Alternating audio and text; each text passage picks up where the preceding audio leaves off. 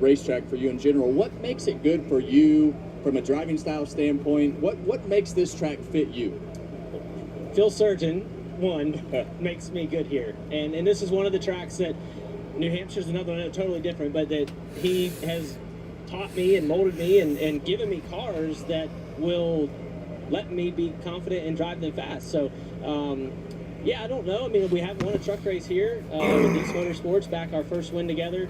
Running the wall is not something I did growing up in South Florida. We ran 3/8 mile asphalt tracks, and we were in the dirt on the inside. Yeah, too. Trying to just go as low as you could, and so I put a lot of work in. I've been Chevy. What is up, motherfuckers and party people? How the hell is everybody doing today? I hope everybody's having a great fucking day. All right. Because I sure am, because it's the best day of the week. Sunday, race day. Let's Didn't go. have a great start to the season, right? Where's Chastain? Where's Suarez? Where's these guys at? All of a sudden, in the last few races, look at your teammate Suarez, 2 top 10s in a row. You, 4 out of the last 5. Just boom, boom, boom, boom. Momentum. Second last weekend, fast off the truck this weekend. Is it real? Today we have the Advent Health 400 from Kansas Speedway in Kansas City, Missouri, or Kansas City, Kansas. It is in Kansas. It is in Kansas. This is I hate Kansas City, bro. That should have qualified there, and just the driver messed up. And I want to make sure everybody knows that. I really hate that it's called Kansas City. Like, if you're gonna have a city that's within 2 different states, don't call it like one of the names of the states, and then have most of the things in the other state. Like, I don't know, bro. Like, I feel like they should like Topeka, Kansas. This should be Topeka. Like instead of Kansas City, it should be Topeka. That should be the one that's like, it's not an accident now. You know, some of the numbers that when they put them on the big on the one, board, like the I'm one that's split into 2 states. But a lot or of Wichita, and you I know? feel like taking the low percentage holes on the track, but they pay off sometimes off turn 2. All right, they'll be calling it, and we'll watch it closer. Thanks for coming by. Good luck to you. Good luck, man. Appreciate Ross being with us. Let's check out how the odds are going on what people think. And among the favorites, of course, Larson Blaney looking for that first win of the year. Tyler Reddick is on the board. Chris Buescher here, and talk about Joey Logano as well. Now on the long shots here, these are the, I guess John Hunter and Nemechek has led some laps, but these are quite the long shot for a race like today. Yeah, we run more 1.5 miles than any other track. And we are in the 12th race of the season, so nobody got it right last week. That's okay. Like, it surprised a lot of people. So who do you like this week? It'd be your race pick, Clint. I know you've worked on this. Yeah, I said it earlier. I want redemption. I think it's redemption time. They're starting up front on the pole. It's his opportunity on this front row. Chris Buescher. I want to see Chris Buescher get his redemption. Yeah, the guy I'm going to take, I just saw him fly here, Denny Hamlin. He's won here 4 times, but I liked what he said when he got out of his car yesterday after practice. He's like, it's perfect. I think Denny Hamlin can get it done again today. Well, I like the guy on the pole, and I can't believe that Clint left him there. He picks him every week. Kyle Larson. I think it really is Kyle Larson against his right rear tire. I think that's the battle today. I agree with that. Hey, harass us for picking Larson a lot, but he wins a lot. Like, how do you go wrong with that? I went with the obvious. Who did I pick earlier in the meeting? Larson. He always picks Larson, but it was nice you guys to share the big names. But hey, we've had only 3 favorites have won this year. We've had a long shot winner, and the Penske Forest, right? Where's Dom? He is at City Field right now in Flushing, Queens, New York. And you watching the New York Mets take on the St. Louis Cardinals, isn't it? Just open up the Fox Sports app. Oh, it's the Chicago Cubs. He's watching the New York Mets take on the Chicago Cubs. Game's actually just about to finish up. 2 strikes with 2 outs in the top of the 9th. Good luck. Joey dropped by a little bit earlier. But yeah, he's not here today. Relief after getting a win under his belt. 3-time champ who has 3 wins here as well. The Midwest, known for folks being polite, courteous, and always stepping aside to let others move by, but I don't know if we could expect much of that today. Not on the Kansas Speedway, where every driver will be out for himself. Hey racing fans, DraftKings Sportsbook has you covered on all your NASCAR betting action this season. From race winner to matchups and everything in between. This week, DraftKings has an exclusive offer for racing fans. Just download the DraftKings Sportsbook app and use promo code TRACK when you sign up. And you can download Kevin Harvick's Happy Hour podcast on your favorite platform to stay up to date on all the storylines on and off the NASCAR track. The crown is yours. Wait, there's a place at the end. Oh, we're going. I'm on a rising wind. Roll on around the bend. Plan your road trip in the ultimate playground at visitcalifornia.com.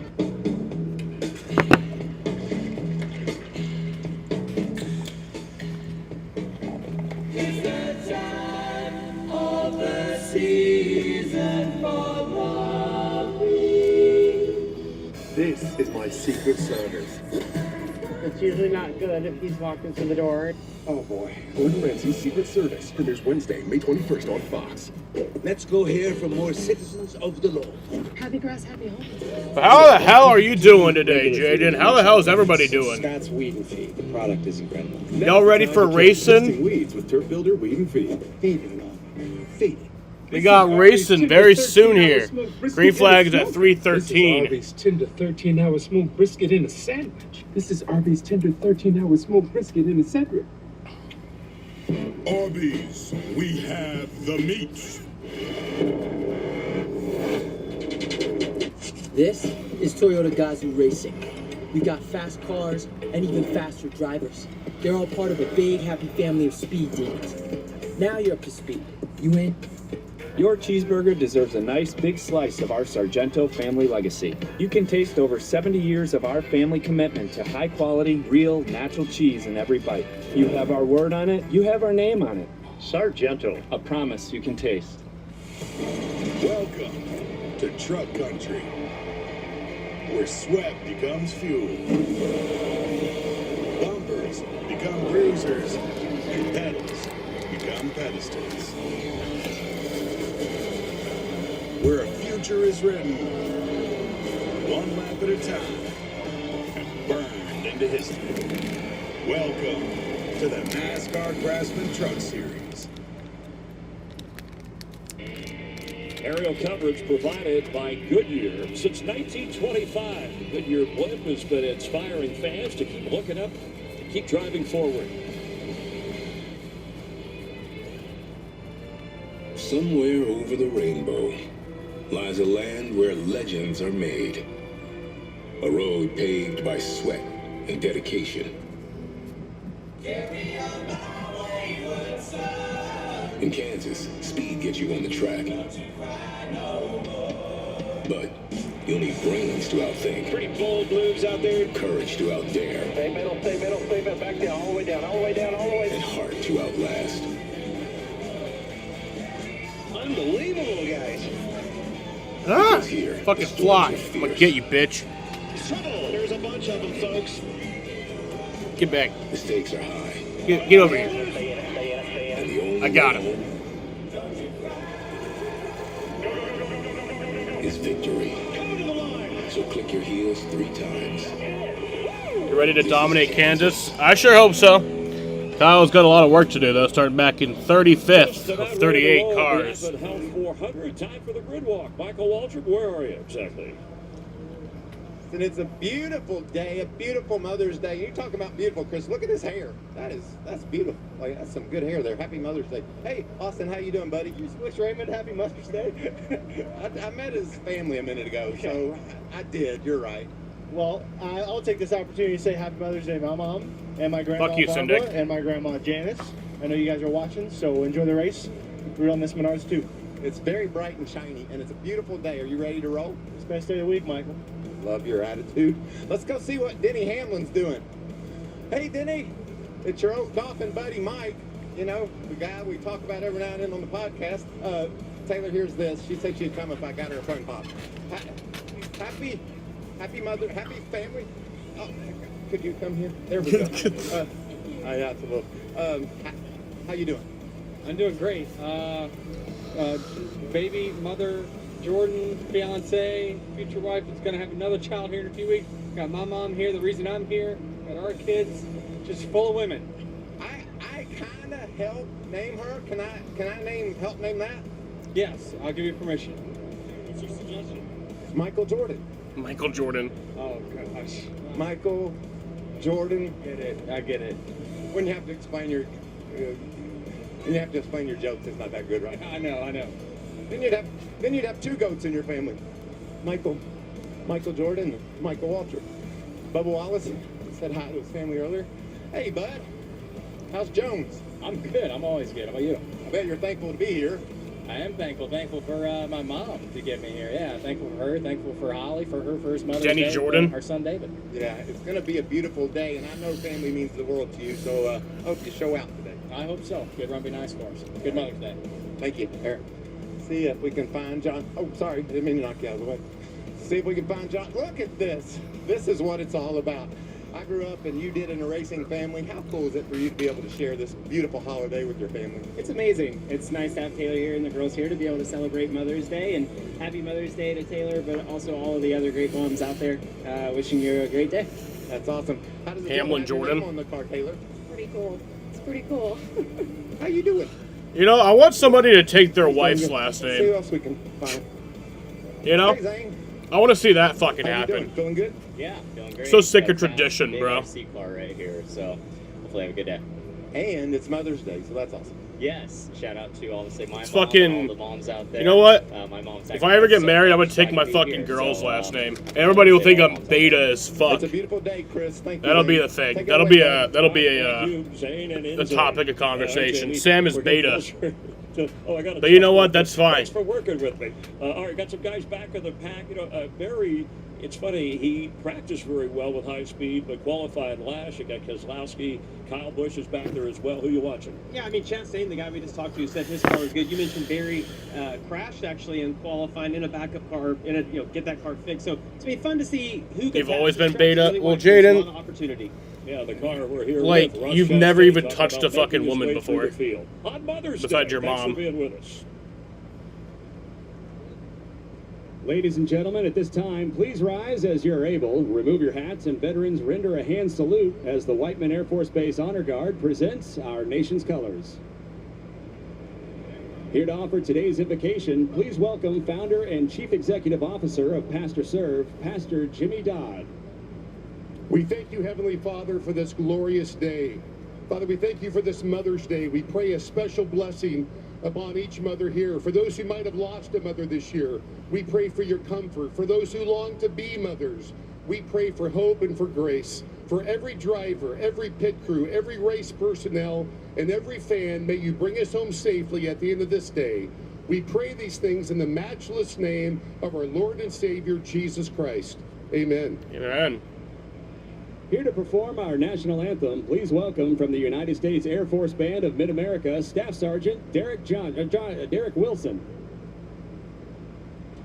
Oh, say, can you see by the dawn's early light what so proudly we hailed at the twilight's last gleaming, whose broad stripes and bright stars through the perilous fight o'er the ramparts we watched were so gallantly streaming, and the rockets' red glare, the bombs bursting in air, gave proof through the night that our flag was still there.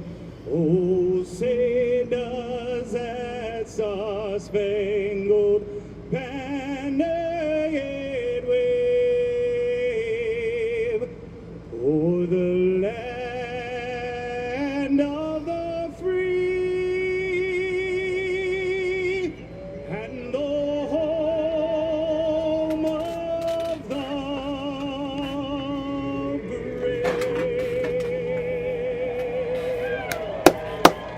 America.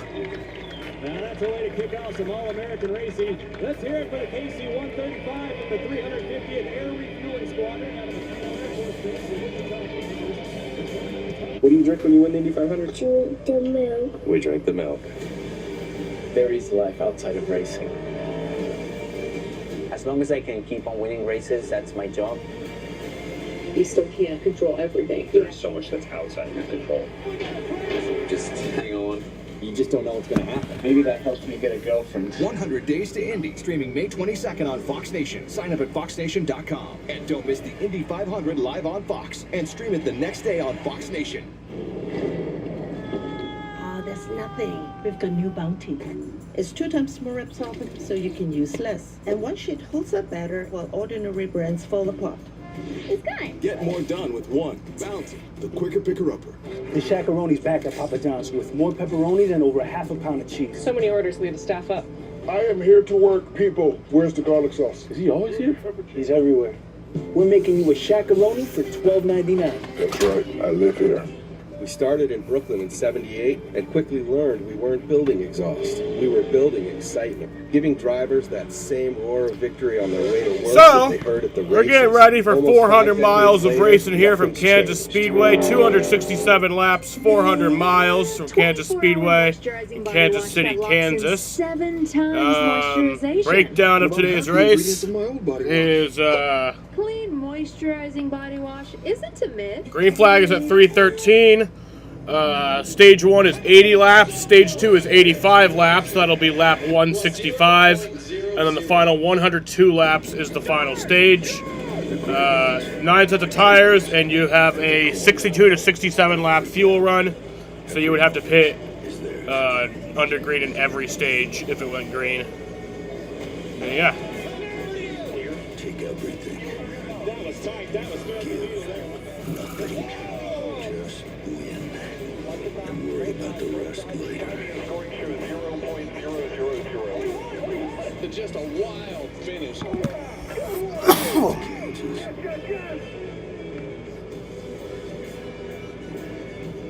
Hello and welcome to Last year's race here was one of my favorite races I've ever watched, ever, in the history of NASCAR. So let's hope today can be like that, too. Built at the confluence of 2 interstate highways on a clean sheet of paper. Now it is surrounded by sports stadiums and shopping. But what a place this is. This mile and a half. Jaden, are you okay? Become maybe the raciest track in NASCAR for the 7th generation NASCAR Cup car. Hi everybody, I'm Mike Joy along with Clint Boyer, who tried hard to master his home track, and Kevin Harvick, who won here 3 times. All right, that's good. You know, the things that you were doing was leading me to think that you might not be okay. Like the things that you were saying, the things that you were doing, you know, just like the words that were coming out, made me lead to believe that you weren't okay. But I'm glad that you are doing okay. I'm always here for you. You know, you're a really good friend. Anytime that you give the drivers option, they get braver. Guys, if you build it, they will come. This place has been like a good bottle of wine. It just keeps getting better and better and better as it ages. You're shopping while you talk about there's a casino in the back straightaway. My, oh my, is this racetrack awesome. The multi-group banking puts it right up against the wall for these guys for the preferred group. But how do you pass that car in front of you if he's in it? You move around. Track is very wide. Restarts. Unbelievably chaotic. All right, Clint, where are the key players today? They're all up front, buddy. You've got Larson and Buescher, those two. That finish that Kevin just talked about, mano a mano on the front row. Who can outduel? Will the redemption come to Buescher? I just said in the pre-race, man, I hope so. That was a crushing blow. It was hard to call. You just play your Nintendo Switch during commercials. Well, I'm going to disagree with you a little bit. There are a lot of players up front, but we've got some very good cars in the middle of the field and at the back. You've got the 48 of Alex Bowman right in the middle of the field. One of our best cars in race runs yesterday. You've got probably, arguably, the best car on the mile and a half from the Ford camp, starting dead last with Josh Berry and Ross Chastain, who has been really good at this racetrack. Had a little misstep in qualifying, but that's the best that this Trackhouse car has been all year. And you got some new faces like Corey Heim, and now 4 cars there.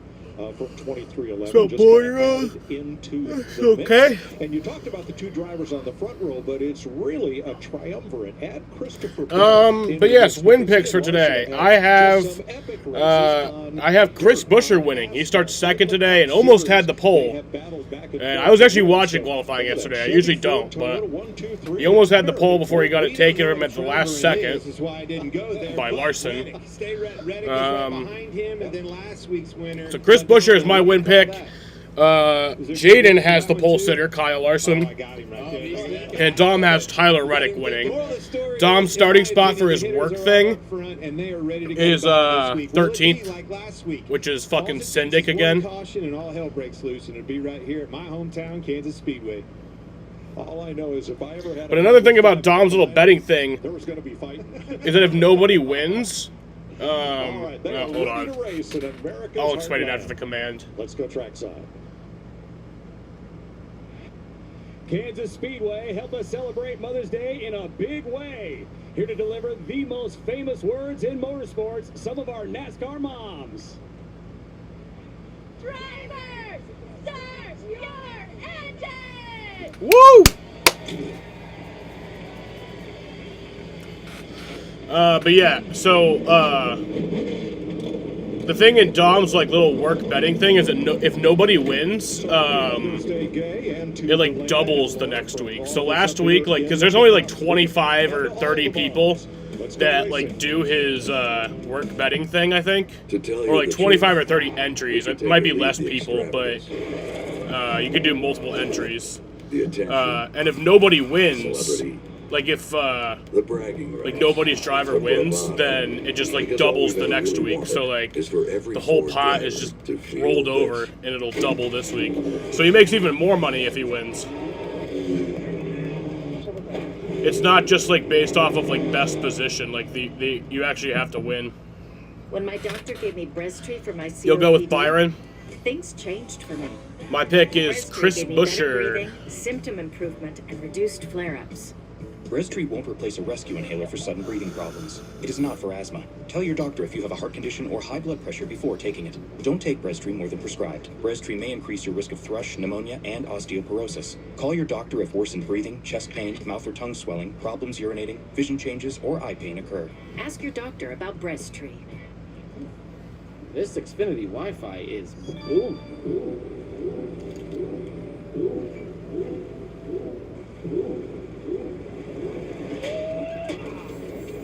Next up, boom time. The Wi-Fi booming. The Wi-Fi is booming like a 10x double unicorn IP. How you doing, Eric? It's 81 degrees in Kansas City, Kansas. Well, everyone who knows a boom when they see one is going to want in. The Wi-Fi booming. Check it out. Pizza Hut's Cheesy Bites Pizza is a game changer. With 28 cheese-filled bites around the crust, every single bite is a highlight. The Cheesy Bites Pizza, starting at $12.99. Get it on the Pizza Hut app. The Bush Guide, cold and smooth survival skills. If you encounter one move, chances are there's a path nearby. Fortunately, the same applies to beer. Head for the mountains of Bush. In the off-season, I'm a male and must. Now I have relaxed fit hands-free Skechers slippers. No bending down, no touching. I kind of love not using my hands. Come on, Andy. I'm out the game. Try relaxed fit Skechers slippers. This is Arby's tender 13-hour smoke. We had green flag in about 8 minutes. 3:13 is when the green flag comes out. We're going to have a good race today, y'all. It's going to be one that we're going to remember for a while. Big crowd on hand in Kansas. A lot of families. Love to see kids at the racetrack. Oh, with their moms, of course. Nothing better.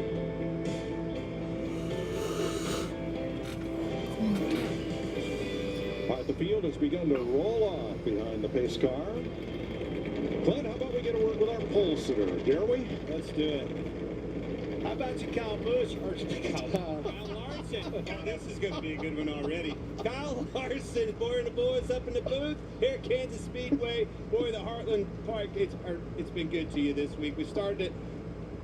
I feel like I'm going to start over. We're live on television. Lakeside down the way. High limits race, sprint car race for you. You stole the pole right there at the end of qualifying. Poor Buescher, you've been hard on this kid at this racetrack. Can you make it 2 in a row for the spring race here at Kansas Speedway? I finally got it out. Well, J.B. McMurray, I feel really good about our chances today. I love this track. Sun's out, shining. Surface should be slick. Hopefully we can do a good job keeping it up front all day and have a shot at the end. All right, buddy. Good luck out there. That's what I get for interviewing friends on the air. Remember last last year, the closest finish in the history of NASCAR. Kyle Larson stealing it right there from Chris Buescher by the closest margin ever. Yesterday, Kyle Larson was the last driver to run for qualifying, and he steals the pole from Chris Buescher. But that's our front row: Chevy, Ford, Larson, and Buescher. Here's Regan Smith. Like the images of what 1/1000th of a second looks like, and door banging all the way to the start-finish line from 1 year ago will last a lifetime. But unfortunately for Chris Buescher and the 17 team behind me, those images represent wounds that are still very rolling off like they just finished a year ago. Yep. When I talked to him earlier today, they said we are not over that. Picking up right where we left off. The best way to get over it is going to be a win today. Their best qualifying position of the year in second. They feel very good about the car. If they can keep him in the top 5 all day long, they think they can maybe start to erase those wounds. Thanks, Regan. Here's the rest of the starting lineup for the Advent Health 400. Christopher Bell's Toyota inside of row number 2, along with Tyler Reddick. 2 Toyotas in row 2. Here's Josh Sims. Well, Mike, 2311 has been extremely strong here at Kansas. This 45 car has won 3 of the last 6 races at this track. And I caught up with the team earlier today. Tyler Reddick, the most recent winner out of that camp here at Kansas. And they said, yes, we got that win in the fall of 23, but last year didn't get the results we wanted. So we went back as a team. We consulted with our drivers, both Tyler and Bubba, came back with some more intel on how we could be better here. Well, they came back yesterday. Tyler felt really good about the car. Good on the short run, good on the long run. Look for that 45 to be a major factor later on here today. Row 3, we've got last week's winner, Joey Logano, and Joe Gibbs Racing's Ty Gibbs. Row 4, we've got William Byron, who was runner-up here last fall, and with 2 top 10 finishes in the last couple races, Daniel Suarez. Some heavy hitters in row 5. Number 9, Chase Elliott on his outside. Yep, 3 years ago was Kurt Busch's final win. Been fast on Saturdays. Can he get it done today? Michael McDowell, and on his outside, Justin Healy. Row number 7, the Talladega winner, Austin Cindric in a Ford, and 4-time Kansas winner, Toyota-mounted Denny Hamlin. Jamie Little. And Mike, the last time we saw Denny Hamlin, he went up in smoke last week at Texas after losing that engine. It was the worst finish of the year. Now he comes here to Kansas. This is the site of his first ever Cup career start. That was 20 years ago. He was actually auditioning for the seat that he still holds today. As far as that car, that race car, well, they told me it definitely will be in contention. They feel like they have a great long-run car. Keep your eye on that 11, Mike. He's going for win number 5 here at Kansas. Thanks, Jamie. That's your top 14. The rest of the starting lineup. Getting the pit road speed checks. And a number of drivers had issues in practice or in qualifying, and there are these 7 cars that will give up their qualifying spot and go to the rear on pace laps. Well, we've got some really good cars on that list. Ty Gibbs was at the top of the chart, qualified 6th. Josh Berry, he's been one of the best Fords all year, so a lot of good cars. A lot of figuring this air pressure out, Kevin. We're going to get that in a minute. Today, Busch Light's giving you a chance to win $1,000. Follow @BuschBeer on X and enter using #Busch All for One, #sweepstakes during every lap that ends in a 1 to enter. Now let's check with our crew chief, Larry McReynolds. You know, Mike, Kansas Speedway is an interesting 1.5-mile track. It has progressive banking, 17 degrees at the bottom, up to 20 degrees against the wall. Kevin talked about it. This gives a driver a lot of options to move around to find speed. Now, today you're going to hear a lot of terms like aero tight, aero blocking, dirty air, clean air. Let's go to our Toyota Camry cutaway cars, show you exactly what's going on when you hear about aero blocking. These are 2 drivers running side by side. Good clean air, full front downforce on both cars, roughly 600 pounds. But look what happens when a car gets behind another car. How much downforce it loses in dirty air, roughly 30%, which is about 180 pounds. Totally changes the way the car drives. The front tires lose grip. He keeps moving around trying to get that clean air. The driver in front keeps aero blocking. Think about like mirror driving. The trail car keeps moving left and right, just trying to get a little bit of clean air on that nose, maybe the left front. But guys, we'll see drivers moving around all race long to find speed and grip, but mainly trying to find clean air to help the aerodynamics of that race car. Now you see in that illustration the front of that car raise up, and that's exactly what it feels like, doesn't it, Kevin? It feels like the front tires aren't even on the ground. It feels like the front tires are not there. The preferred groove today will be that top lane, and so you'll see guys try to run in that top lane. I think we're getting the 1 to go. Kansas. So for the 2nd week in a row, we have a perfect day for a Mother's Day and a race day. 81 degrees, light breeze, full sun. And that track temp is already up to 127 degrees. Jesus Christ. So today we'll run 400 miles. That's 267 laps on a mile and a half. And like the last couple of weeks, the stage lengths are 80, 85, and 102 laps. Yep, so lights are out on the pace car, getting one to go. Be going green this lap. There's the Toyota GR Supra that leads the field. Here in Kansas, everybody all formed up, ready to go. You say stage points, Mike. So important. Now I'm on board with you, Kevin. It's we're the end of our portion of the season, right? And I think these stage Boy, points, we're on drugs when you look today. at that bubble picture and the playoff scenario, very, very important to capitalize on those on these racetracks like this. And I think it's keeping a lot of guys in the game, so we'll see how that shakes out today. But usually that starts with starting up front. That's where Joey Logano is. He starts fifth. Here's his radio. Guys, let's keep the momentum going. Make it start spot. We'll do what we can to maintain this track position, get some stage points, position ourselves for the end here. Good luck in there.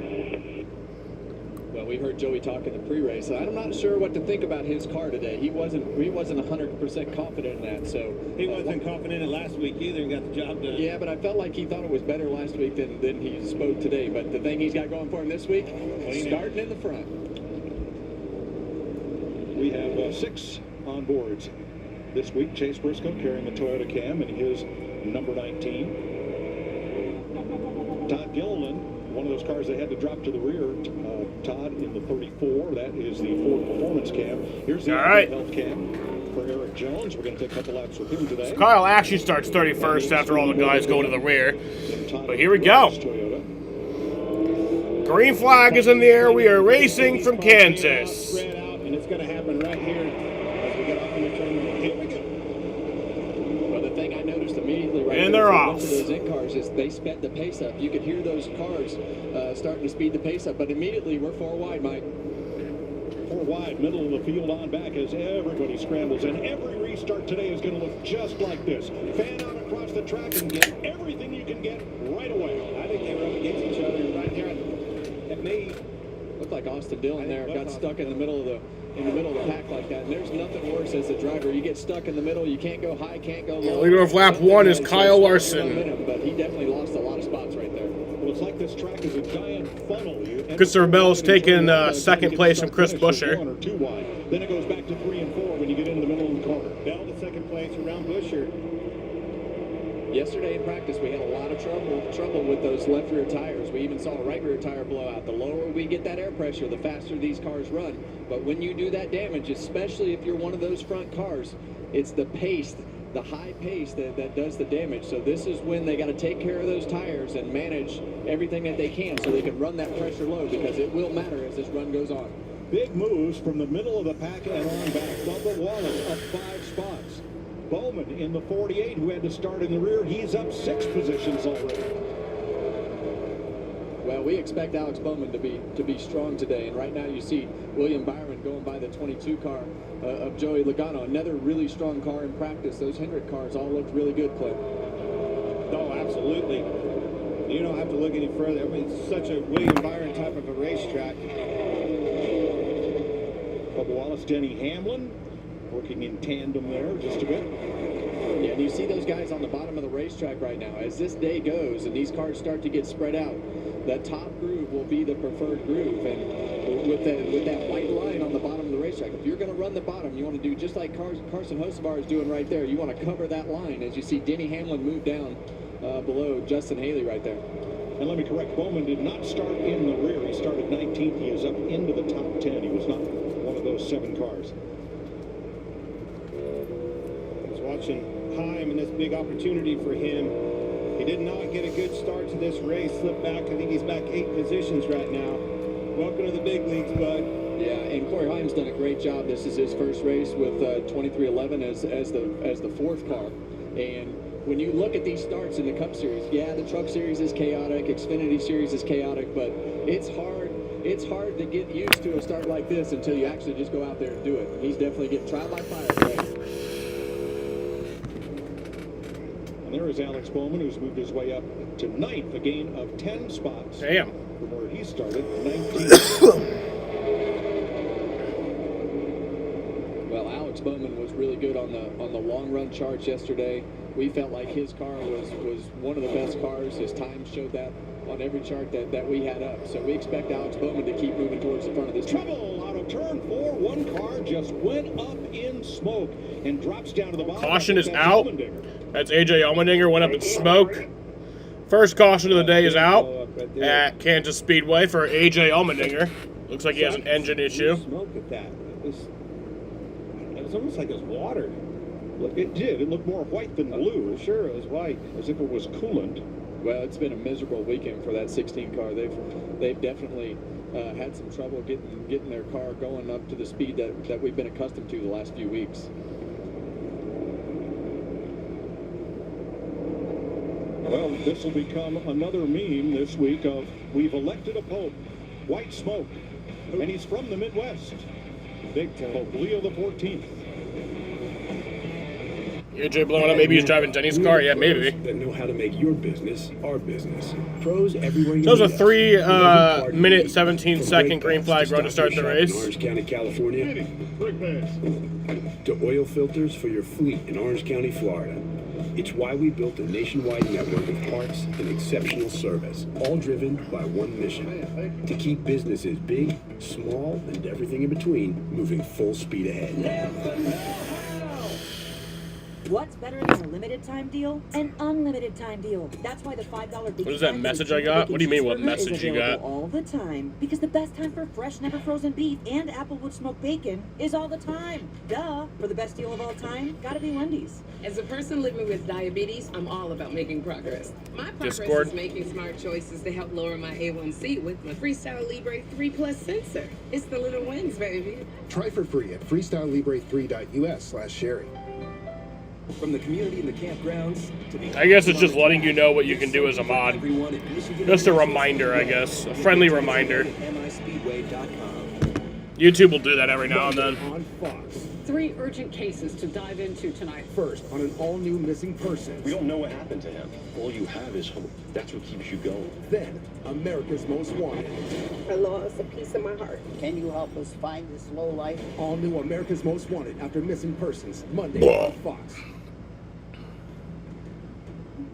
The all-new 2025 Equinox. And an 11.3-inch diagonal touchscreen.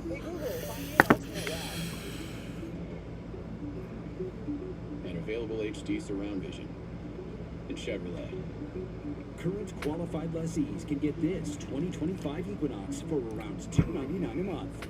Or well-qualified buyers can get 2.9% financing when you finance with GM Financial. Dynasty Hammock Underwear. The intersection of comfort, style, and support. With an ultra-soft luxury fabric, endless designs, and a built-in supportive pouch, these boxer briefs are the pinnacle of men's luxury underwear. And with over 55,000 five-star International shows the 16 behind the wall. Like this guy who said, the crew pushing back to the garage. Andy, on on Discord, send me that link to that international stream. Just go to shinesty.com/TV. That's shinesty.com/TV. Huge news. You can get a son of for just $3. Wait, I said son of. Look at the words. Son of Baconator is $3. Thank you. For bacon that just won't quit, gotta be Wendy's. Liberty Mutual is all she talks about since we saved hundreds by bundling our home and auto insurance. It's pronounced Liberty. Liberty. Nice try, kid. Only pay for what you need. Liberty, liberty, liberty. Liberty. Under the first caution of the day, you can play the Fox Super 6 NASCAR Challenge. Download the Fox Sports app right now. Here we go. For free to shot to win cash prizes. See the Fox Sports app for details. So under this caution at lap 7, Alex Bowman, the first to pit from 9th, and several others Thank you, joined Andy. him. Larry, let's talk strategy. You're literally eating a son of Baconator right now. That sounds good. Right here. Remember, it's about 65 laps. They pitted at lap 8. I'll never rule out that you can't make it, though. But some other strategy, 4 tires is the way to go. But don't be afraid to roll the dice, changing just 2 tires, especially late in the stage or in the race. Split the stages in half, possibly coming a few laps earlier to take advantage of those 4 fresh tires. And this is the theme of 2025. Don't beat yourself with mistakes on pit road. 11 pit road speeding penalties at Texas. 37 combined here in the 6 races with the Gen 7 car. That's the most of all mile-and-a-half tracks. But it's also right in line with the theme of 25. I like what you said right there. Get yourself differentiated with the rest of the pack. Do something different, and you never know, it might play right in your hand. And on this restart, you will feel like you have a huge advantage because of those fresh tires being on the car. Used tires and a restart here are really tough, especially when the pack is so congested like it is here at Kansas. Kyle Larson, Christopher Bell. All right, back green. Chris Buescher, William Byron will lead them back to green after his first caution of the day.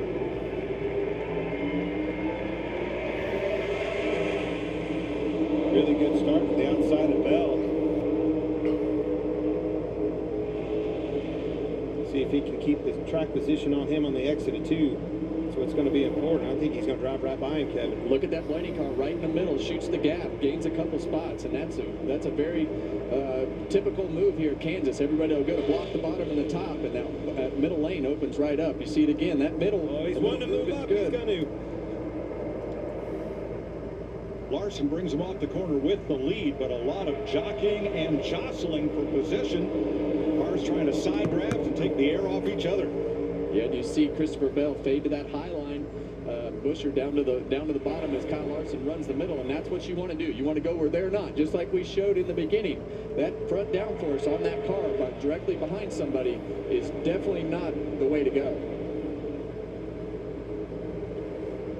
Brought up Randy talking in the intercom about not wanting to donate $1. Big knot of cars here. What? With one car, Corey Heim in the middle backing up.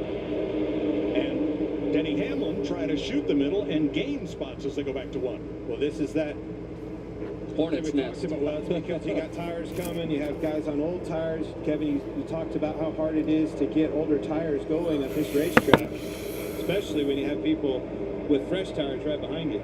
Yeah, and you see Kyle Busch leading that charge right there, and Ty Gibbs on the outside of him as they Kyle Busch up to 23rd. Jesse Love and Ricky Stenhouse is next on that list for those guys with tires. Denny's in trouble.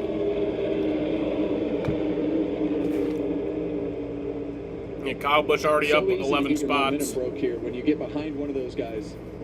Now coming off 2 last time, I believe, is where Chase Elliott got up and into the wall. Squeeze play. Turn 4, but he did. You're right. Well, he was close off turn 2.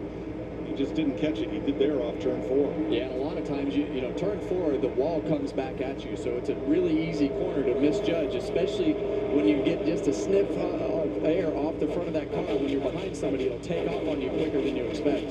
What scheme would you like to see Kyle Busch race before he retires? One of those cars that pitted. He came in from 12. They took 4 tires. Slipped all the way Final back points in race that for Fox. Still have the All-Star race though. Yep. He's back to 30. After the All-Star race next week, we move over to Amazon Prime for the Coke 600. And that'll be where the next 5 races are. I'll only have to stream 4 of those races because I'll be at Pocono for the final Prime race. That can give you a really bad misread. When the cars are 3 wide and you have all the traffic and that dirty air, you can get yourself What into ski would I like to see Kyle Busch race before he retires? It's a good question.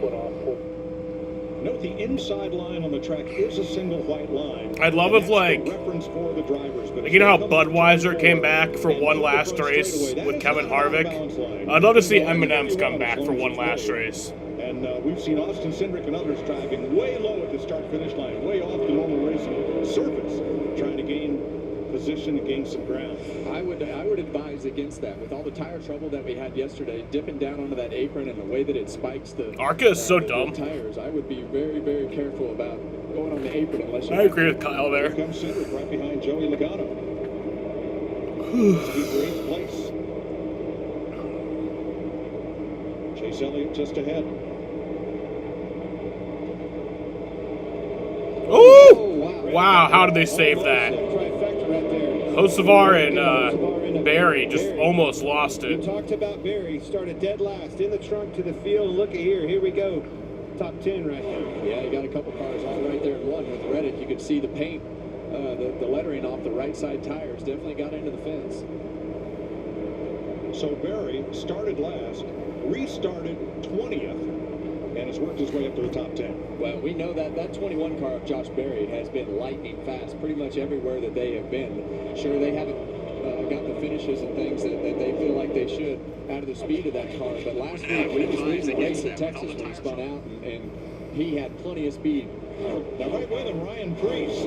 Preece is up to 13th. Of the drivers who stopped and took 4 tires on the first caution, he is the best of them right now. He restarted 27th and is up to 11th. 36 to 10th for Barry. Damn. Damn. Preece qualified bad last week and qualified bad again this week, but that car has been very similar to the Chris Buescher car from RFK. They both had plenty of speed to race in the front of the pack, and Ryan Preece is making his way towards the front quickly. Larry? Yeah, Mike, I'm monitoring throttle and brake on the top 3, Larson, Bell, and Buescher. Throttle, they're all about the same. They really have to play with the throttle a lot on the exit of the corner. But Chris Buescher, that 17, is using a lot more brake, actually at both ends of the racetrack, than Larson and Bell. I think you have to be careful using brake at a track like this, Kevin. It only builds temperature in those front tires, which will make it tighter yet. Sometimes you have to use the brakes because the thing's already tight. Sometimes you use the brakes to keep it underneath of you if it's loose as well. It is one characteristic of this next-gen car, though, to be able to get those front tires to turn. We see as Ryan Preece goes around Josh Berry on the top side right there. But it is one characteristic just to kind of tap that brake to just help set those front tires.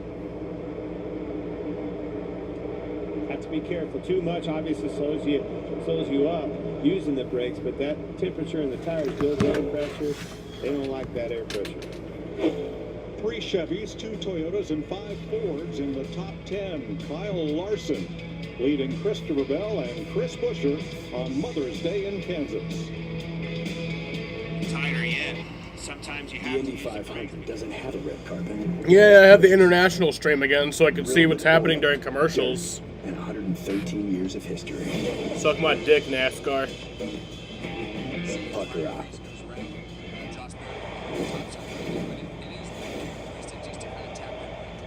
This baby hits 88 miles per hour. You're gonna see some serious. It's on a huge delay, though. They say that's true. They wanna know how I feel about. And even when I was close to defeat, I rose to my feet. Taking my time to perfect the beat, and I'm still Big news! All-you-can-eat wings and fries is back at Buffalo Wild Wings with boneless and traditional wings. And I'm gonna eat loads of them. Truckloads of traditionals, boatloads of boneless, truckloads of both because it's all you can eat and I don't have to I already did, stop. Andy. Check-in time is 3. It's 2:55. I know. Is this what he's doing now? As your host, I have some rules. First, no Kyle restarted 36th. This isn't a spa. Did he just pit early, deciding to fuck it?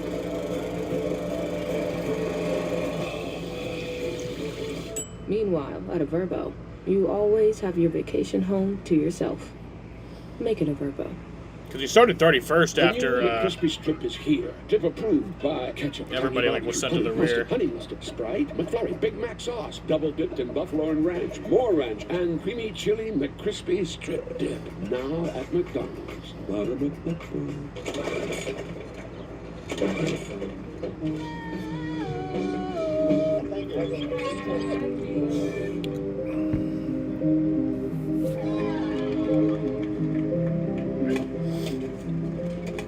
Yeah. It is delayed, but at least I can see what's happening during commercials.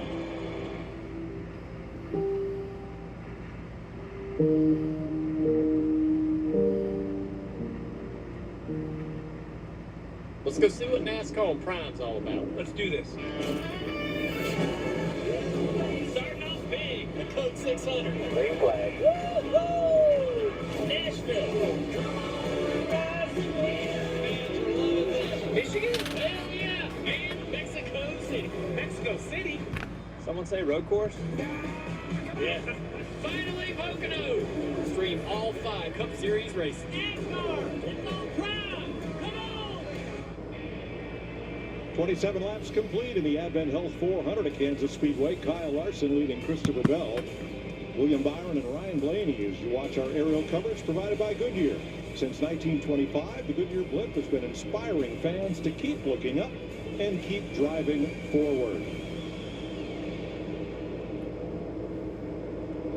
Since the restart, Kyle Busch plus 21 spots. He's up to 15th. Ty Gibbs up 18. Ryan Preece, Zane Smith, and Alex Bowman among the big movers. Josh? Yeah, and for the 60 of Ryan Preece, I talked to him earlier today. He said, I wasn't worried about qualifying 30th because I knew from practice we had a very strong car, a car that can handle well, and a car with speed. And he said, I used to not like mile and a half, but since coming to RFK, I've been really excited coming to these racetracks. I know we have something to compete with, and we're seeing that early as he's one of the biggest movers so far today, Regan. Josh Christopher Bell running in second place right now behind Kyle Larson. Current update on the cars, it's a little bit too tight in turns 3 and 4. He told Adam Stevens it is very You're going to go to the USA during Nashville week and get a house? Nice. Guys, I had a number of crew chiefs tell me they wanted to be tight on the front side. Like an Airbnb or like an actual house you're going to move into? Not be too loose at the end, and there was a lot of concern about how do you set up for a short run at the end of the race versus potentially a long run. So right now, pretty good for Christopher Bell. Regan, I agree with you wholeheartedly. I've been watching these lap times, and he is that one they match, but he was 2/10 faster. He's running the leader down Larson. This car is coming on strong on a long run, Kevin. We have documented this time and time again with the 5 car in particular. On these long runs, he has a tendency to burn the right rear off of it.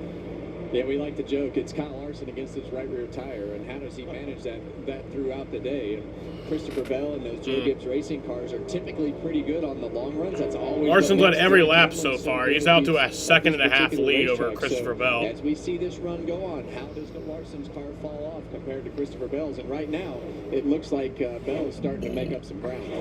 So we're 31 laps in. The first 8 drivers did not come to pit road on that first caution of the day. Larry, when might we expect them? Well, Mike, go back to the Larry Mack strategy. Splitting the stage in half is 40 laps a run. We did run 4 caution laps, but based on talking to a lot of people yesterday in the garage area, I think in about the next 5 to 6, 7 laps, they'll be coming a little earlier than that lap 40 mark, trying to get advantage of those 4 fresh tires. Well, we see the advantage. Yeah, so we'll start to see green flag pit stops soon. Those guys have pitted. Busch up 21 spots, ladies and gentlemen. Gibbs 20. Zane Smith behind them 20 spots. I see. 17. These guys are moving to the front. Yeah, it looks like Gibbs, I don't know if he got tight or something right there off of turn 4, but definitely checked him up a little bit. But he's been making his way towards the front there with Kyle Busch right in tow. Well, as I've been watching, trying to pay attention to those cars that stayed out, Ross Chastain, he is looking very tight off of 4. These guys are needing a pit stop. I have not heard of that. Yeah, we heard Larry talk about Tyler Reddick complaining about the seams. You see Austin Cindric kind of splitting that top seam right there on board with Reddick. He's on the bottom of the racetrack, so you want to be in between those 2 seams. I always found that in turns 3 and 4, you could enter below the seam and then cross that whole seam, but I never liked to actually split the seam for very long. This looks more like where we expect Tyler Reddick right here, up against the fence. But he's found that fence once off of 4 pretty early in the race. And pit stops are the order of the day for some of those drivers who did not come in. Here they come. At the first caution flag. Like Chastain, Eric Jones, and McDowell.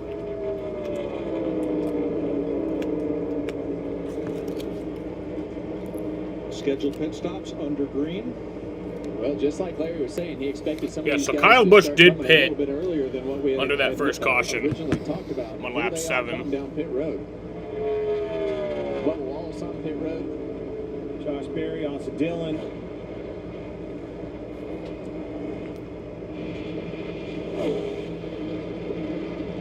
And it looks like everybody's set up to take 4 tires and fuel. Except for the Wood Brothers. This looks like a 2-tire stop for Josh Berry. Nope, they do come around. They're going to do all 4. Yeah, and I think that's going to be the thing on these green flag. That does not look very appetizing to me. Because you're expecting it to finish out the second half of this run. Ryan Preece is away. He's done. John Hunter Nemechek coming in. Chris Buescher is in. Austin Cindric. I think Buescher, Logano, those guys that were closer to the front, those guys are going to pull these leaders in soon.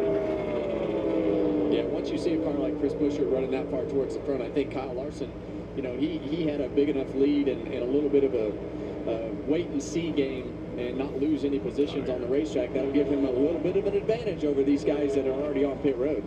Joey Logano, Chase Elliott, Carson Hocevar. Pit road, there's Tyler Reddick.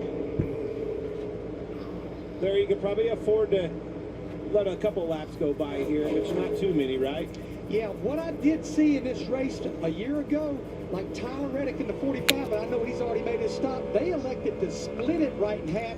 It looked a little bleak in the beginning, but the net gain was good. Got William Byron coming to pit road. Run there. Now you got your third place car, William Byron, on pit road. I bet you see this 5 car looking to the inside. Gregson's made his stop. And so just the top 3 cars, Larson, Bell, and Blaney, still out on the racetrack along with Corey Hunt. Let's go to pit road.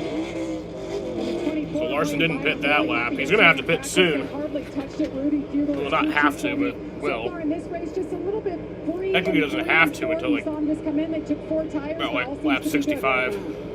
Not so good for Bubba Wallace. Equipment interference will cause him to have to do a trip. And Bubba Wallace gets a penalty. At pit road speed as a penalty. As Ryan Blaney comes in. Costly error into these green flag stops. Ryan Blaney's pitting, and here comes Larson. Larson and Bell both pitting. Here come your leaders, Mike. Larson and Bell. No advantage to going further than 40 laps. There is an advantage to that second place, Christopher Bell being that close to Larson. You can use him as a gauge coming onto pit road. Gain a lot of speed on him on the entrance to pit road. Stenhouse in as well. Regan. It's a bit of a game of cat and mouse there. The 20 car, as soon as they knew the 5 car was going to pit, they immediately decided to pit and come this time as well. That's where the 20 car, about 2 laps ago, finally said it was starting to free up a little bit for Christopher Bell. And the 5 of Kyle Larson actually needs help with turn off of turn 4. One of the few cars I heard that was tight at that point. All right, Cole Custer in as well. Now, he was in at lap 8, along with the cars that stopped at the first caution. Getting off this pit road, Clint, we know that you can gain or lose a whole bunch of speed on the acceleration piece of the exit of pit road right here. That's why you couldn't wait too long. Byron just passed Bell. That was the third place car right on the heels of the leader, Larson. Well, what was the leader? Well, you see that gap from Kyle Larson to Christopher Bell also was a little bit wider than it was when he pitted. So definitely put William Byron in between him and the 20. Jesse Love making his 3rd start in the Cup Series. Drove through too many pit boxes on entry, so he'll have to do a pass down the pit Kyle Busch up to Kyle's to the lead now. Kyle Busch to the lead. Here's Bowman, who was also. But he's gonna have his tires are gonna be fucked by the end of this stage. These guys, you know, some of those guys that were in the back wasted a set of tires to try to get themselves track position. As now we hear Ricky Stenhouse over the wall too soon. So these pit road penalties keep piling up. We talked about how many speeding penalties there were here in Kansas, but it's definitely going to be one of those days where we see a lot of trouble. I don't even know why he pitted there. Give Larson fits here, trying to hold on to this lap. Does not when he want did. to go He's another pitting lap again. down. That may give Byron an opportunity. I don't really understand why he pitted on lap 7. Because he's pitting again. That mirror and not let him to his outside. You see him moving up in front of him. Going to get that car wide. That's going to slow Kyle Larson down. Kyle Busch comes to pit road here at lap 43. The first stage is 80 laps duration. Denny Hamlin cycles through to the lead. The top 6 cars have not been on pit road since lap 8. Motorsports isn't complicated. It's made up of races where you go as fast as you can, as best as you can, as sideways as you can, and whatever this is. Our team, Toyota Gazoo Racing. We make some seriously fast cars, like this one and this one, definitely this one. And they all have great drivers, ones that win a lot.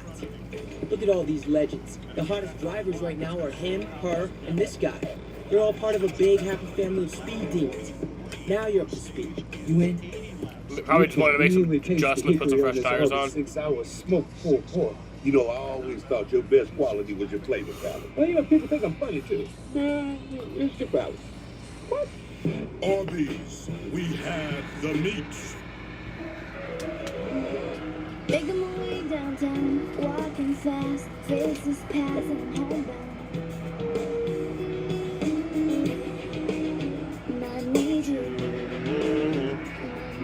It's Kubota Orange Days, now through June 30th. Get 0 down, 0% APR for 84 months or up to $3,000 off select compact tractors. See the details and find your nearest dealer at KubotaOrangeDays.com. Chase Briscoe's coming to pit road. Don't know about you, this time was kind of bell. I will be reducing the scholarship program to 3. Go out like a legend. It's a party.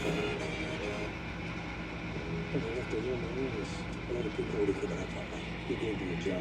Hey, Carl, Jenny, baby friend, I'm the director of a BT. Joey's missing. This is unit trafficking. Please, final dot. Where's the girl? Jason, stay home. Come here, look her up. Hard-working man, rated R. Is that a grenade? Yep. This is a good photo.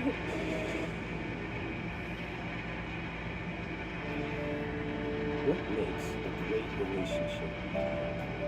Loyalty and reliability. A successful relationship requires trust, dedication, and promises delivered. It grows with attention and constant connection. At FWL, we work hard every day to show our commitment because we believe relationships matter. Welcome back to Papa John's. I found new things in life, like ordering more to save more off the Papa Pairings menu. It's all $6.99. You got a brownie. Why are you whispering? We're making you Papa Pairings for $6.99 each. Better ingredients, better pizza, Papa John's. Larson back to the lead. 48 laps complete in the Advent Health 400 at Kansas Speedway. We're racing to the end of stage 1 at lap 80. And a couple of drivers have rolled the dice. Kyle Larson has cycled back to the lead, but in second spot are just now William Byron, going by Ty Dillon. And Ty Dillon and Riley Herbst are on the economy run, Larry. They last pitted at lap 8. Can they make it? So they pitted with 72 to go. We went back racing with 70 to go. I'm looking at their pace right now. Low 33s, mid 33s. That pace, they should be able to make it. If they can't make it, I have no idea what they're doing right now, unless they're just trying to bank on a caution coming. Well, Bat didn't make it off of turn 2 right there, but even if they do make it, we're going to lose a lot of spots here. I don't know that it's going to be a net gain anyway. Well, way off the pace. It's that hope is a bad strategy. I think that's the way it's probably going to work out this time. Gotten me through many years in life. Go for it. Well, one of them got run over as other drivers were trying to make their way to the front. So they are 2 seconds off pace right now. Ty Dillon is, but he's in 4th place with 30 laps to go in the stage. Going to be doubtful for him to hold on to a points-paying position, points to the top 10. But he may end up in a better shape than what he would have, and he'll have an extra set of tires there in the pit. So let's talk points, as we'll give stage points and a playoff point to the stage winner. And as we race to the playoffs after race number 26, these drivers have wins, and it's win and you're in. We average 13 regular season winners. Yeah. Now, most points above the bubble by non-winners. These fellows are in a pretty safe position for now, but it's not over. Look at that cut line below Ricky Stenhouse. Kyle Busch only 12 away, but with 20 points, minus 20 on back. Kyle Busch only fucking 8 points or 9 points above Carson Hocevar. Actually, Hocevar hasn't been terrible this year. AJ Allmendinger. Now that I think about it. Hit. Michael McDowell last week took Still a big kind of hit at the end of those races. sad, though. And if Points matter. Flip side of that, Ricky Stenhouse moved into the playoff picture with a great finish last week in Texas. He is struggling today. This is going to be a battle right down to the end, the bubble picture of the playoffs. So important with a lot of good teams involved. Every point matters. Now, stage points by drivers who have not been to victory lane. Bubba Wallace leads that list. Ryan Blaney, they have capitalized. So have Reddick and Bowman. Been important for Chase Elliott as well. Yeah, but Bubba Wallace, I mean, those guys have qualified well, put themselves up in the front, had a penalty today. He's now 2 laps down. So it's been a tough start to this race for the 23 car with all the circumstances that he's having to deal with. So, Josh? One update on 22 of Joey Logano. During that first run, that car was just way too loose for him and reported a vibration towards the end of the run. When they came into the pit, he got 4 new tires. They told him the tires look good, but the balance still not great with that still loose Joey fighting a very loose car right now, How about the run for the 6-car? Brett Keselowski so far today started 36th, all the way up to 15th right now. And the good news for crew chief Jeremy Mullins is Brad is very pleased inside of the car with how it's driving, what it's doing on the racetrack. And keep in mind, this is a team that had trouble yesterday with the tire going down, but they had a lot of confidence when that went down. Brad himself did, and the team told me earlier today they felt like they could pass their way towards the front and not have to rely on strategy. So far, that's working. Well, he is at the top of the list of drivers who need a great day and past champions who need to vault into the top 25 in points. I think he's in at the must-win stage, Kevin. I agree. I think that the 6-car Brad, a lot of talent behind the wheel, a lot of leadership. But I think that with the way that this has all gone, and as far behind as they are from that 16th position, I mean, they're going to have some pretty miraculous stage points, and if they don't win.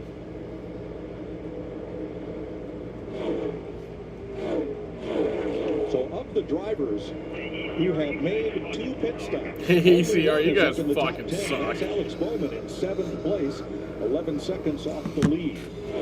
2 Chevys up front, and their Hendrick cars, Larson and Byron. Then Bell's Toyota in 3rd, and the first Ford is Blaney in 5th. When you live with diabetes, progress is having your coffee like you like it, without an audience.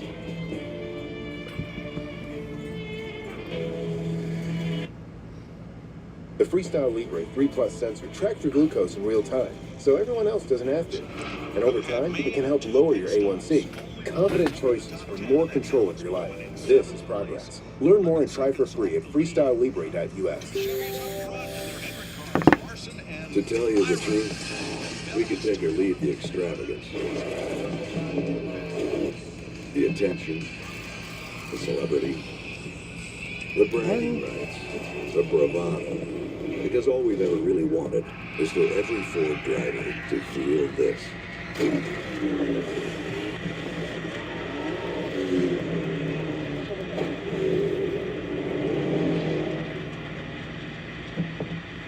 What's better than a limited time deal? An unlimited time deal. That's why the $5 biggie bag with a Junior Bacon Cheeseburger is available all the time. Because the best time for fresh, never frozen beef and Applewood smoked bacon is all the time.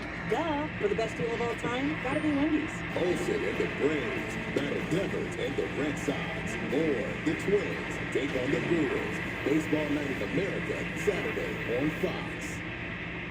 Looking to upgrade your home's exterior? Skip the big box store and get to where the pros really go. Paragon Supply. Whether you're adding a porch, patio, walkway, or roof facade, we have all you need and more. The best selection of stone, brick, hardscape, pavers, retaining walls, and masonry supplies for an entirely new exterior, for a backyard barbecue, and everything in between. Paragon Supply. Helping build Syracuse since 1888.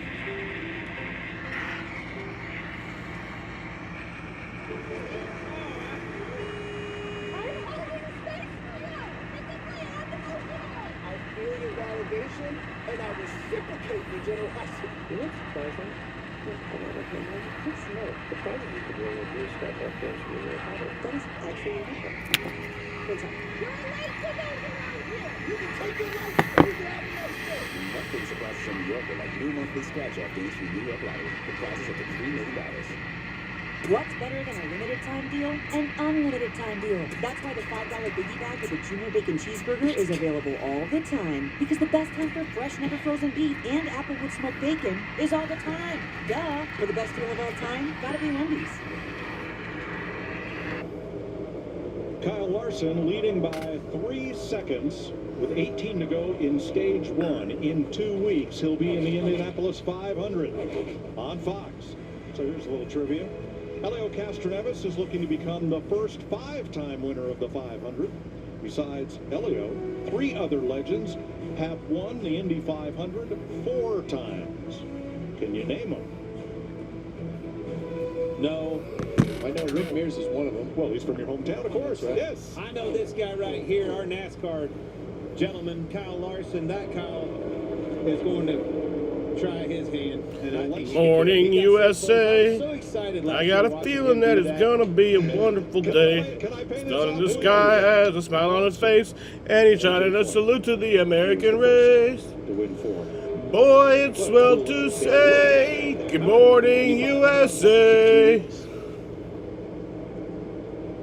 Here at Kansas, William Byron is edging into Kyle Larson's lead. Since we came back from break, he's cut it by half a second. Christopher Bell in third. Elliott fourth. Blaney the first fourth in fifth. And the two drivers that were trying to stretch it without an extra stop, Riley Herbst has now gone a lap down, while Ty Dillon remains on the lead lap, but back in 24th. Second of the, or third of the Toyotas now that Denny Hamlin has gone by him. Reddick in 16th right now. Byron is hit. Oh, William Byron's in the wall. Well, that's what we talked about. No caution. Oh, he's around. He's around, and no, still no caution. Still green. No debris, no caution. Well, that's what we talked about. The teams are no really caution. Push these rear air pressures, because the lower you can get those tires, the more grip that car is going to make from being lower to the ground and just mechanical grip in general. So now that they're on a green flag run, that's going to be much tougher on those air pressures than all the caution laps and things that we had at the beginning of the race. I think it was definitely down, not because of the fact that he got in the wall. So Byron gets that repaired. He did a nice job of getting that car under control and to pit road. You see how slow he's going all of a sudden, and he feels it out there and went. Yeah. So we stay green. Here's Byron's radio just before he got into the wall. In the long run, it's just swinging the back a little too much for me. I think I'm going to be back tight on a restart, so I think they're kind of separate issues. This adjustment, I think, just didn't really help too much. All right, so we're on lap 69. Kyle Larson has the lead. Looks like he'll pick up Mr. 69. Yeah, so what happens when you let that pressure down? That's why we're talking about you got to be really careful with the car and how fast you go at the beginning, because when the car goes faster, it travels more, it hits those stops more, that puts more load in those tires. And I think all right, so Kyle Larson aggressive right there, Mr. 69. Well, we found it a lot yesterday. More left sides than right yesterday. We did. Both pretty effective. Saw both though. Yeah, both with the both you want the air as low as possible.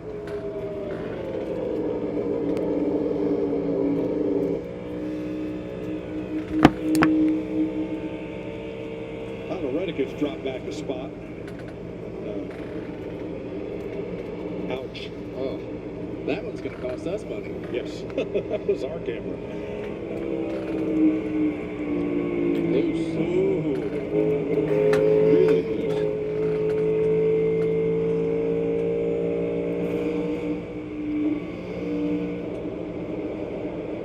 Kyle Busch moving up. Kyle Busch up to 14th. He's in 14th. Yeah, that 8 car has been pretty steady all day today. Larry Mack? Yeah, let's go back to that right rear tire on William Byron, the 24 car. Like you mentioned, he had run 27 to 28 laps. I just want to help our viewer understand, if low air pressure is the culprit, how did it go that long? What happens? It gets damaged in the first lap or two when it's really low on that air pressure, but it won't rear its head into a run as we just saw. And here's Byron's radio as that was happening. Do we hit the wall first? No, hit a flat tire, right rear tire. Just confirming for pit box, all good. Well, that's important for them to know, because they want to know if they need to put more air back in the tire. They got to make an adjustment to those air pressures to make sure that that doesn't happen again. So Byron is now 1 lap down. He did a great job of keeping that car back straight. Got it. You saw him spin right there, but he got it gathered up and saved himself a lap. He's only 1 lap down. That's very important. And he knew that he had a problem about halfway down the back straightaway. He slowed that car down and actually kept himself up next to the wall so that it didn't spin out. It actually spun out on pit road when he came in, but he saved himself from spinning out on the racetrack. We have fixed this 11 car. Denny Hamlin is moving in the front and doing it in a hurry. Denny Hamlin's made his way to the top 10. And as he passes Josh Berry. That'll put him into position for stage points. Yeah, it's definitely been quite the metamorphosis, for this 11 car from where he was 20 laps ago. I mean, he was in the back, Clint, having a tough time trying to even make his way to the front. All of a sudden, it was like somebody just said, go.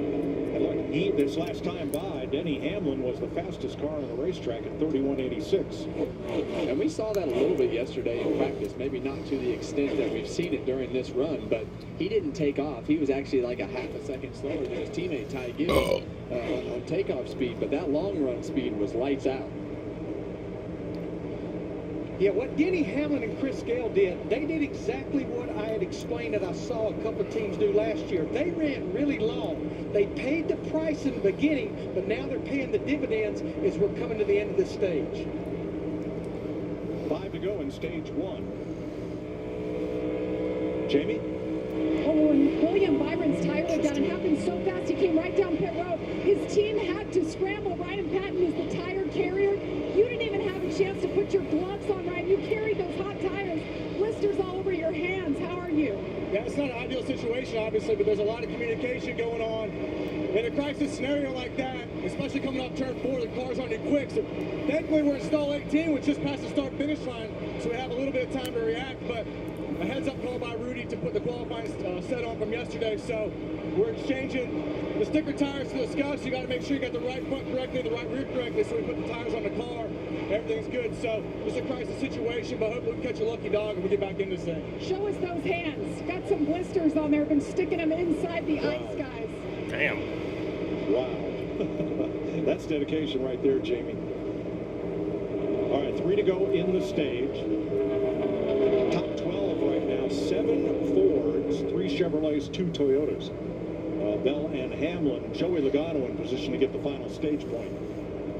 Well, Kyle Larson's been lights out. We expected him to be really fast. We just didn't know if the tail end of that run he would fall off. So far today, it's been nothing but perfect from that 5. Chase Elliott coming up to challenge Christopher Bell for second. Uses up all the track and all the apron. And drops back in line. One thing we haven't talked about is Kyle Larson has lapped all the way to 20th place on this racetrack so far. That's not something that we typically see. That just tells you how dominant that 5 car has been. Well, he's marred in traffic right here, but because he's so dominant, I mean, he was, almost 4 seconds in the lead. He's just riding behind him. Well, big trouble right in front of him because all 3 of those drivers want to stay on or not lose another lap or stay on the lead lap. Yeah, where are you going to go? They're 3 wide in front Yeah, good stuff. Dylan, Hocevar, Chastain. Can't be too upset about that. At the tail end of the lead lap. Nobody wants to. Kyle Larson is coming around the final turns. Stayed out, and he might make it on fuel, but it cost him. He's all the way back to 34th place, a lap down. Yeah, and he's actually running 35-second. And Kyle Larson is going to win stage 1 at Kansas Speedway. Larson does not force the issue against those 3 drivers who all happen to be in Chevrolets trying to stay on the tail end of the lead lap. And Larson gets his 7th stage win of the season. That's more than twice as many as any of So it was an almost 40 or almost 38-minute green flag run there to end the stage. I'm going to go outside and smoke, and I'll be back for the start of stage 2. And win stage 1. There's a reason Chevy is called the heartbeat of America. A heartbeat strong, steady, unwavering. Like the people who keep this country moving, doing what they do best. Helping neighbors, pitching in, and getting it done. For them, only America's most dependable truck will do. In every Chevy truck, like every Chevy driver, dependability comes standard. Here they are. McCrispy strips, long, tender, juicy chicken made for dipping, or rather, double dipping. But why stop there? Keep going. New McCrispy strips now at McDonald's. Ba-da-ba-ba-ba. Making my way downtown, walking fast, faces pass and I'm homebound. And I need you. What do you drink when you win Indy 500? Drink the milk. We drink the milk. Maybe that helps me get a girlfriend. 100 Days to Indy, streaming May 22nd on Fox Nation. When I left the Little Marines, a lot of people would have given up on me. You gave me a job. You, Carla, Jenny, you're my family. From a director of The Beekeeper. Jenny's missing. This is human trafficking. Please, find our daughter. Where's the girl? Jason Statham. I'll make up the work. A Working Man, rated R. Was that a grenade? You. This is nothing like Fortnite. No matter what your latest obsession is, Verizon is obsessed with helping you save on perks you love. That's why you can add popular streaming services to your Fios home internet plan and save. So whether you're constantly watching your faves on Netflix and Max, streaming iconic stories and live sports across Disney+, Hulu, and ESPN+, or enjoying YouTube and YouTube Music ad-free, you can add any of these perks starting at just $10 a month each. So you can keep obsessing and keep saving with Verizon. We started in Brooklyn in '78 and quickly learned we weren't building exhaust. We were building excitement, giving drivers that same roar of victory on their way to work that they heard at the races. Almost 5 decades later, nothing's changed. Buying a car is kind of a big deal. You need to see all the options. See, she knows. Car Gurus gives you the most new and used cars right in your hand, so you know your big deal is the best deal.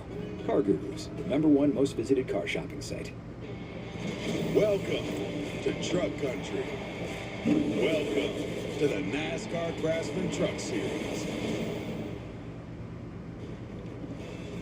Saturday, it's baseball night in America as Matt Olson and the Braves take on Alex Bregman and the Red Sox, or you'll see the Twins battle the Brewers. Check local listings for the game in your area Saturday, 7 Eastern on Fox. Stage 1 complete, waiting for pit road to open. Jamie? Well, Mike, 1 month ago, Kyle Larson got a new pit crew except for the gas man, and so far, this team has executed. Let's meet Team 5. Far home, front tire changer. Fun fact about me is I like crazy socks. Mike Moss, rear tire changer. I enjoy watching anime. Alan Stallings, tire carrier, Greensboro College football All-American. Eric Ludwig, Jackman, All-Conference at Elon University, playing football nose guard. I'm Brandon Harder, gas man. I've been fortunate enough to be at Hendrick for this to be my 18th year. Studs, aren't they? Cliff Daniels, the crew chief, Tyler Munn, the starter, up on the roof.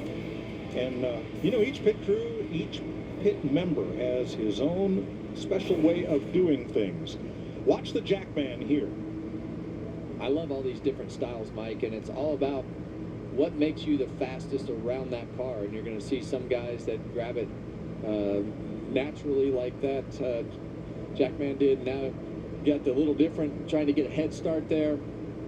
Behind the back, we've covered this one. I think this all started with Denny Hamlin's crew. We put that on TV, and everybody said, you know, is there a better way of doing what we do? Let's find out. That jack weighs 21 pounds. Well, it's very reminiscent of Junior Johnson back in the day. I think that's a Junior Johnson line. They all learned that from him. His was about 80 pounds, though. For the top 5 pit crew rankings this season of the rankings of the current top 5 drivers. Kyle Larson, the highest of that list, along with his Hendrick teammate Chase Elliott. All right, well, here we go. Let's not make any mistakes. The road is open. Josh. We'll start with the 9 of Chase Elliott, finished second in stage number 1. His report was that the car was getting a little too tight towards the end. No adjustments, just 4 tires and fuel. JB.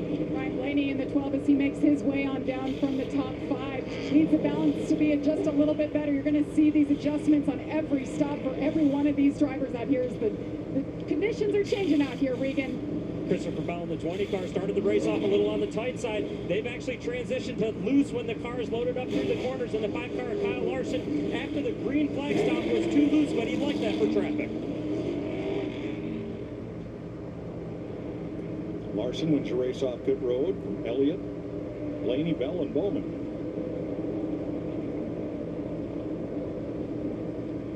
Well, ever since NASCAR on Fox came on the air in 2001, one of our cameramen up on the roof was Tony Marshall, T-Bone we call him. And he was the best at finding action on the track or in the infield or wherever it happened to be. Well, a few years ago, he transitioned off the roof and into the RoboCam trailer. For the cameras that are mounted on the wall, there's Tony at work, where we couldn't put a cameraman physically at the camera. He runs those from in the trailer, yeah. Well, he's retiring. This is his last race. He's now Tony Robo. And he had a wish. He says he's been at the track all these years, but he'd never been on the track. So cameraman Brad Hutton put this deal together for Bubba Wallace to give Tony Robo a thrill ride. And thanks to Darwin Patterson, Toyota, and Jusaad Hamilton. Tony, we're going to miss you. Don't miss your chance to race for the millions. Finalists, are you ready? The NASCAR Powerball Playoff is back.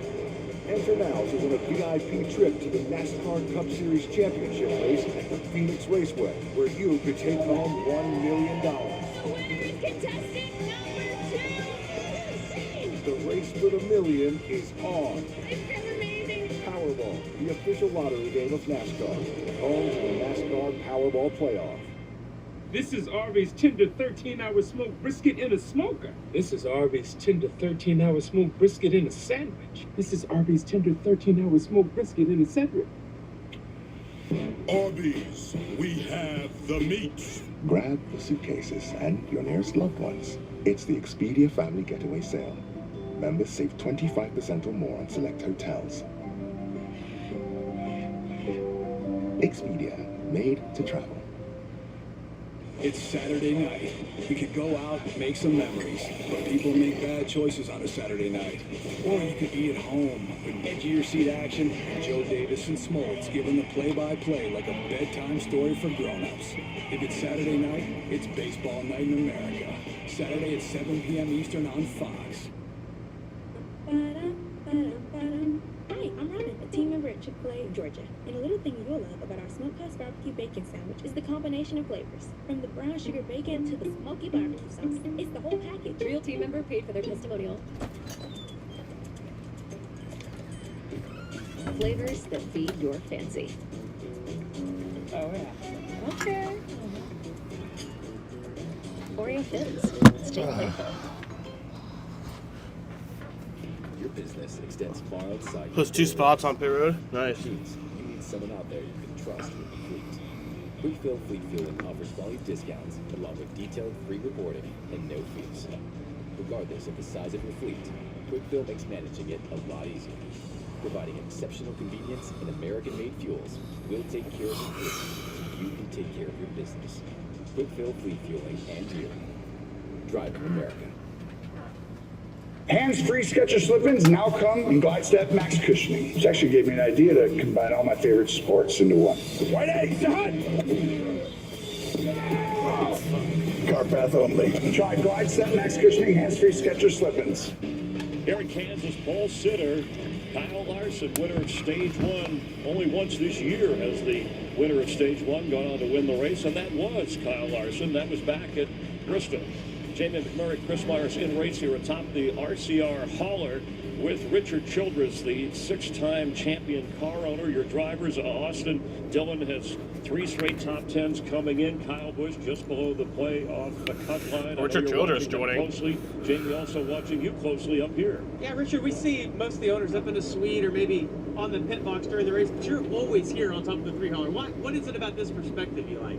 I can sit up here and watch the whole track, watch all 3 drivers today with Jesse in the car, and I can just tell them what I see when I see it. What are your observations overall? You just said, boy, Larson's fast, stating the obvious. He's in his own zip code right now, and I think Kyle will be able to race him. I don't know about him, but he's headed that way. Hopefully Austin, he helped the 5 off to stay on the lead lap, so hopefully we'll get it fixed. Right, the only Kansas win for RCR was by a guy named, at least in the Cup Series, Harvick. Let's go back to Mike Joy, Clint Boyer, and the guy named Harvick. Thanks, Chris. Well, let's check with Josh. All right, guys, well, we talked about Ty Dillon pitting last on lap 8.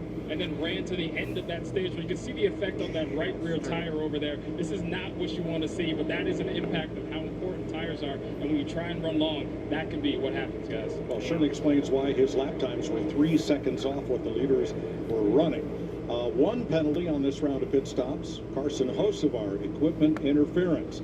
So he'll start at the back of the 22 cars on the lead lap, including the free pass car, which is Todd Gilliland. Jamie? Well, Denny Hamlin has worked his way and cycled up to 8th, but listening to his radio, he's got a clutch issue. In fact, he just radioed and said, I have 0 clutch pedal. So, of course, that could impact his ability to save fuel and, of course, executing those pit stops. Wow. Chris Buescher had a 12.7 second stop and fell from 10th to 17th, where he'll be. All right, going back green. Well, it doesn't take much on pit road to lose those positions, but as we get going here on this restart, we know that these guys have been wild and crazy. There's plenty of room to race all over this track, and they're getting green flags back in the air.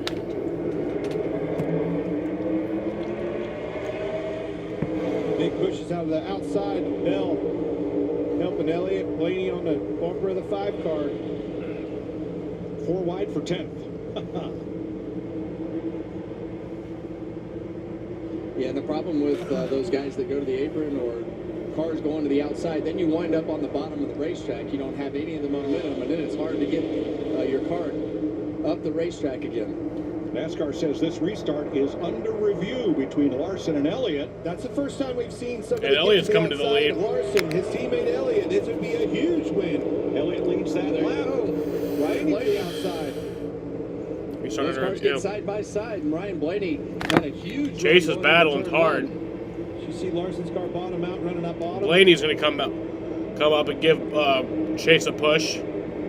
Alex Bowman in the mix. We talked about his car. And Christopher Bell. And how good he is at this racetrack.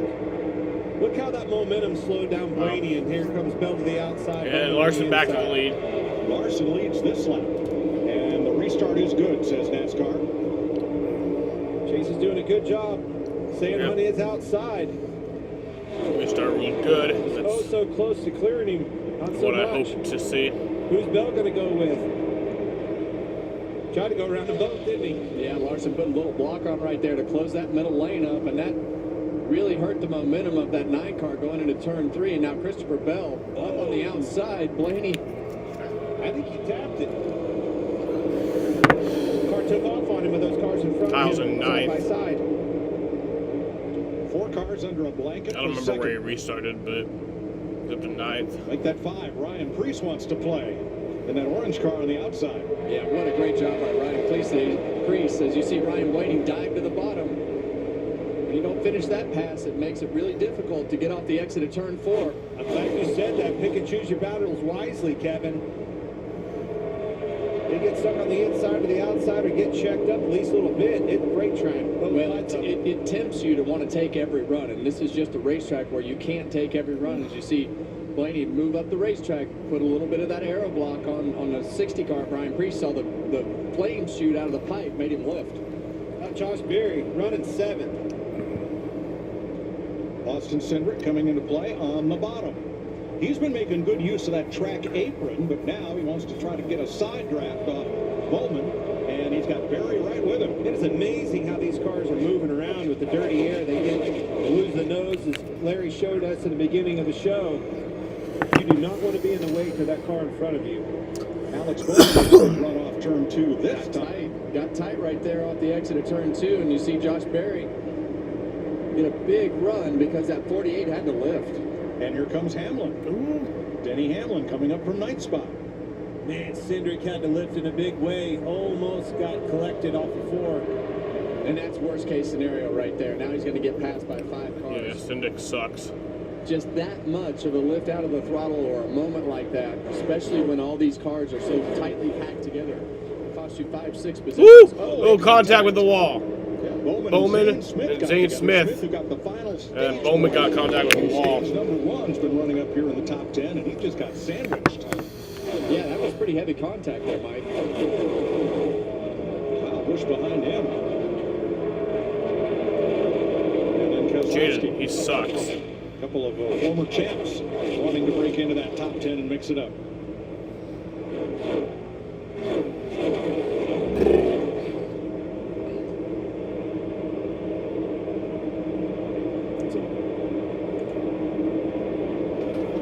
good on like road courses and super speedways, but that's it. Against Reddick and Bubba Wallace. I'll actually give him that. Yeah, you see these three cars right here. 3 wide, 11 up the racetrack. You see Zane, he knew that he felt like the 11 was going to come up far enough that he was going to get into the side of the 48 and tried to lift. Good bit of contact there.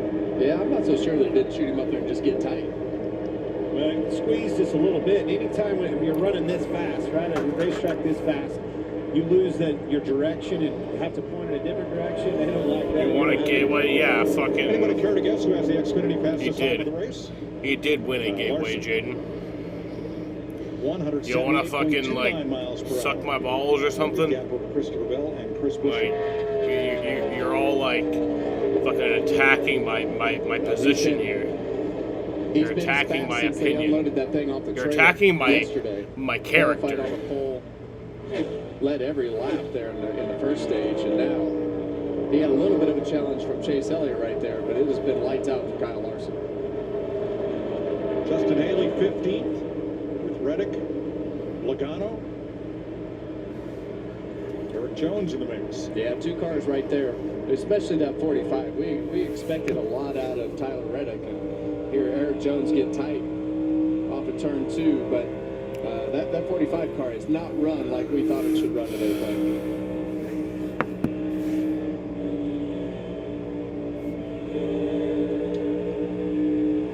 Watch this, guys.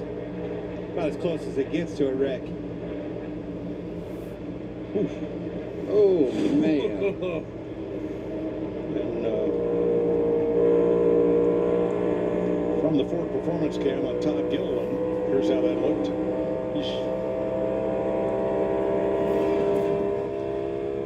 That'll get your attention, won't it? That will get your attention. Kyle Larson has moved into 3rd in the all-time lap leader list here, behind only Kevin Harvick and Martin Truex Jr. Join the more than 7 million adults, like Michael, who've taken Ozempic. As touring musicians, my type 2 diabetes could have slowed us down, but I didn't let it. I'm Michael from the Warren Treaty, and this is what my Ozempic era looks like. I'm lowering my A1C and lost some weight too. I also learned some people take Ozempic to lower the risk of major cardiovascular events like stroke, heart attack, or death, and others take it to lower the risk of worsening chronic kidney disease. Don't share needles or pens or reuse needles. Don't take if you or your family had MTC, MEN2, or if allergic to it. Stop taking and get medical help right away if you get a lump or swelling in your neck or any of these allergic reactions. Tell your provider if you plan to have surgery or a procedure, are nursing, pregnant, or plan to be. Serious side effects may include inflamed pancreas, gallbladder or severe stomach problems, or changes in vision. Call your prescriber if you have any of these symptoms. Taking with a sulfonylurea or insulin may raise low blood sugar risk. Common side effects include nausea, vomiting, diarrhea, stomach pain, constipation. Some side effects lead to dehydration, which may worsen kidney problems. Discover the GLP-1 with the most FDA-approved uses. Ozempic. Check it out. Pizza Hut's Cheesy Bites Pizza is a game changer. With 28 cheese-filled bites around the crust, every single bite is a highlight. The Cheesy Bites Pizza, starting at $12.99. Get it on the Pizza Hut app. The Bush Guide, cold and smooth survival skills. To avoid going in circles, make note of recognizable landmarks, like that. What's wrong with going in circles? Different circles, Ross. Okay. Head for the mountains. Tender, juicy, and perfectly seasoned. It's chicken made for dipping. So, bye-bye bun, hello McCrispy strips. Now at McDonald's.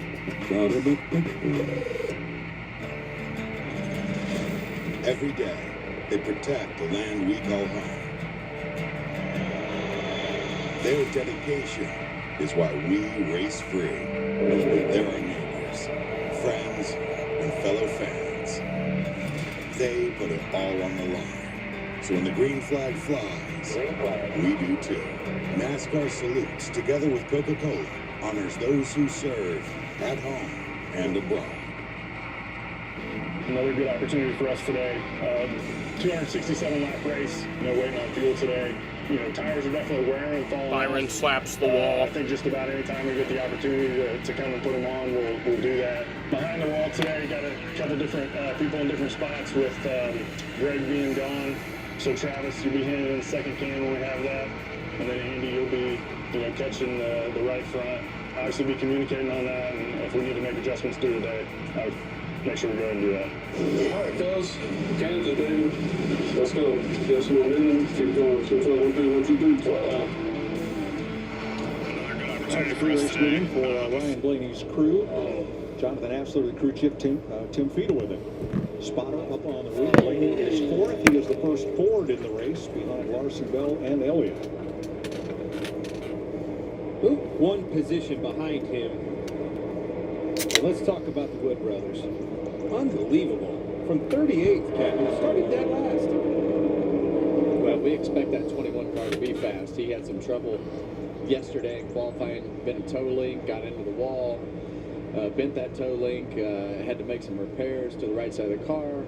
So we knew that the 21 would be good. I don't know that I expected him to get to the front this fast, but that car has been really good, along with the car right behind him, Alex Bowman. He had a little bit of trouble right there on the restart getting mixed up, but that car is running some good lap times right now. And it's been in the wall.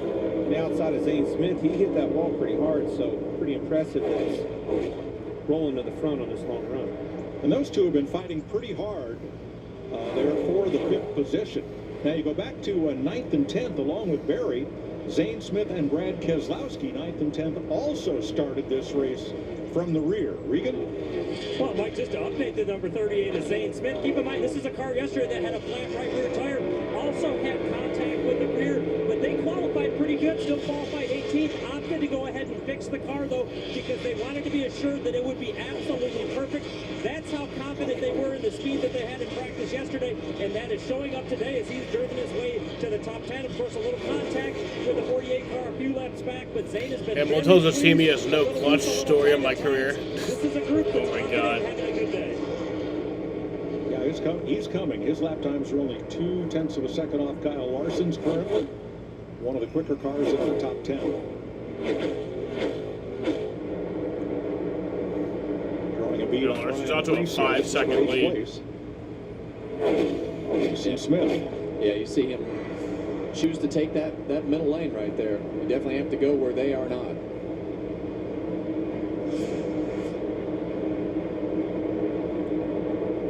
Bell's starting to struggle with the long run speed of his race car. You see Chase Elliott right there behind him, Blaney in tow. They've both run him down. He's holding him up. Yeah, right now, Christopher Bell is about 0.4 of a second off of Kyle Larson. So definitely something not to Christopher's liking right now with the car. Now, Chase Elliott, he's kind of stuck behind him right now. He's going to have to work that middle lane and try to get that right front fender into that left rear to use that side draft to finish this pass. But definitely something not right with that 20. Jamie? Yeah, you guys were actually talking about William Byron a little bit ago. He's a lap down back in 29th. Has not made up much ground. Just listening to him, extremely tight on that short run. He just told his team, I'm trying to run right up here at the wall like he's doing now to try to compensate for that. So bad day for Byron. Not to his liking. And Jamie, he is the 7th car 1 lap down, so nowhere near in position to get a free pass. Well, Larry, we saw those guys yesterday in practice when they had trouble with their tires. All of them was working on their diffusers overnight. I think that's the problem with Byron after that flat. Well, you see Chase Elliott right there be able to get around Christopher Bell. I think you're going to see him drive off. Sorry about that, Clint. I'm looking at data down here. I'm trying to figure out why that damn 5 car is so good. So's everybody else out here. He is so fast through the middle of the corner. It's unbelievable. But there's no question. We saw it yesterday with those cars that had a flat. It definitely did damage to the rear diffuser. That's one of the most sensitive parts of that race car. Only car faster than Kyle Larson at the last lap was Josh Berry. Berry sits in 5th. Larson, Elliott, Bell, your leaders. Takes takes a lot to get my heart racing, but you gotta see this. There's absolutely nothing like NASCAR's only street race. This 4th of July weekend, NASCAR takes over Chicago, where you can get an up-close look at the sport's best drivers as they battle through downtown. And with live music from Zach Brown Band and Family Fun, it's a NASCAR experience on a whole other level. Hey, I'll be on the edge of my seat. NASCAR Chicago Street Race, July 5th and 6th. Crispy chicken nuggets are back at Taco Bell, but that doesn't mean we're a chicken place, because, you know, the breading is tortilla chips. Doesn't that feel very taco place? We can do both. It's not weird, you're weird. We're totally a taco place that's a chicken place that's also a taco place. My mental health was better, but uncontrollable movements called TD, tardive dyskinesia, started disrupting my day. TD felt embarrassing. I felt like disconnecting. I asked my doctor about treating my TD and learned about Ingrezza.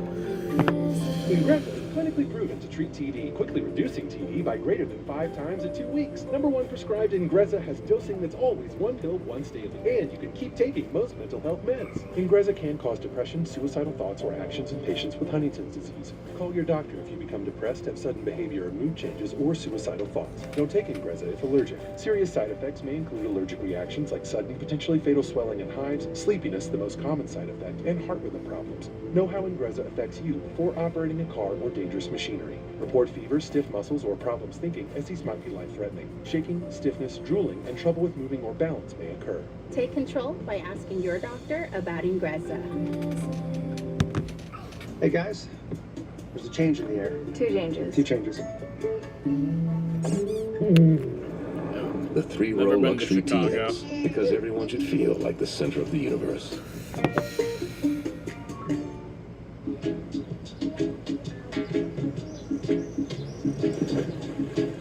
You can fit a lot of vacation into a weekend. Book your next weekend getaway with Bearbell. What happened to no phones at the table? Sorry, honey, it's a work thing. Yeah, work over here too. Got a text from Alan saying your business vehicle is now protected with Progressive. Just like your home and auto. When'd you text it? I thought that's what we were doing. 119 laps complete in Kansas. Here's our aerial coverage provided by Goodyear. The best seat in the house since 1925. Happy 100th anniversary to the Goodyear Blimp. William Byron, a lap down, came in and made a pit stop, and so did Hendrick's Alex Bowman. Thought I saw him on pit. No, 7th place. I had a hard time finding Bowman today. He did not pit. We'll get back with that. So, Larry, looks like we're just seeing a couple of the cars a lap or more down coming in. Yeah, Mike, splitting it in half is 126, which is 6 laps from now. I see Cindric on pit road. I think you'll start to see some of them come now within the next 2 to 3 laps. Let's see if Chris Gale and Denny Hamlin runs it long. But remember what Jamie Little told us. That's a big deal on pit stops, is that clutch. Yes. Here's Michael McDowell. Been to Boston. McDowell, who is one. I went to Philly when I was very little. I don't remember it. Jamie? Yeah, Larry just mentioned it, the 11 and their clutch issue. So what are they going to do when they come back Born in down St. to Louis. Been to Florida. Lived in Georgia for a bit. Been to Atlanta.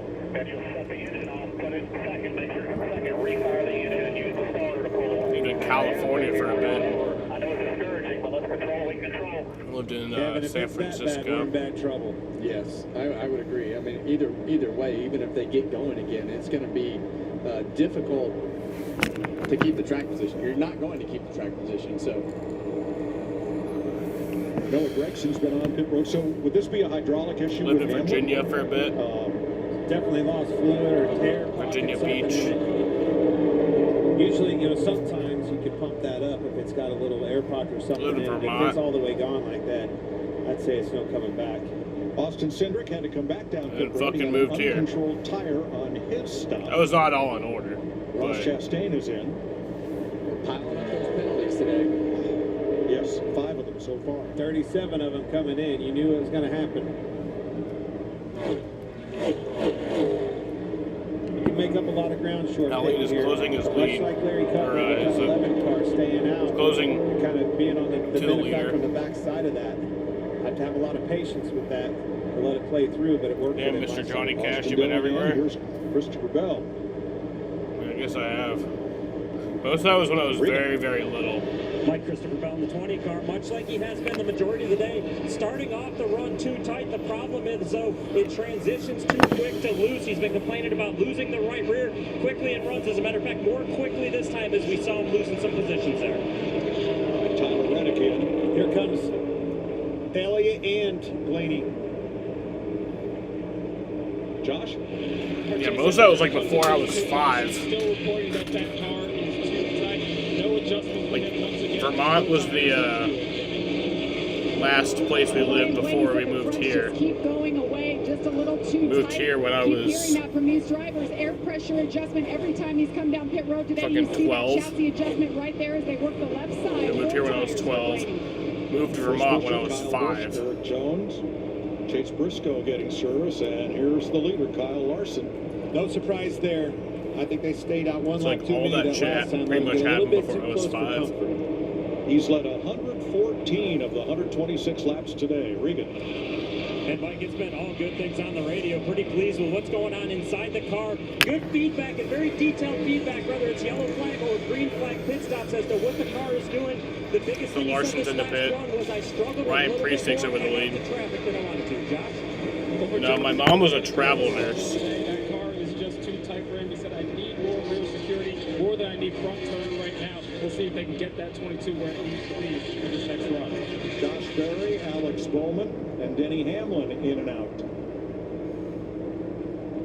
Ryan Priest comes in along with Nemechek and Gilliland.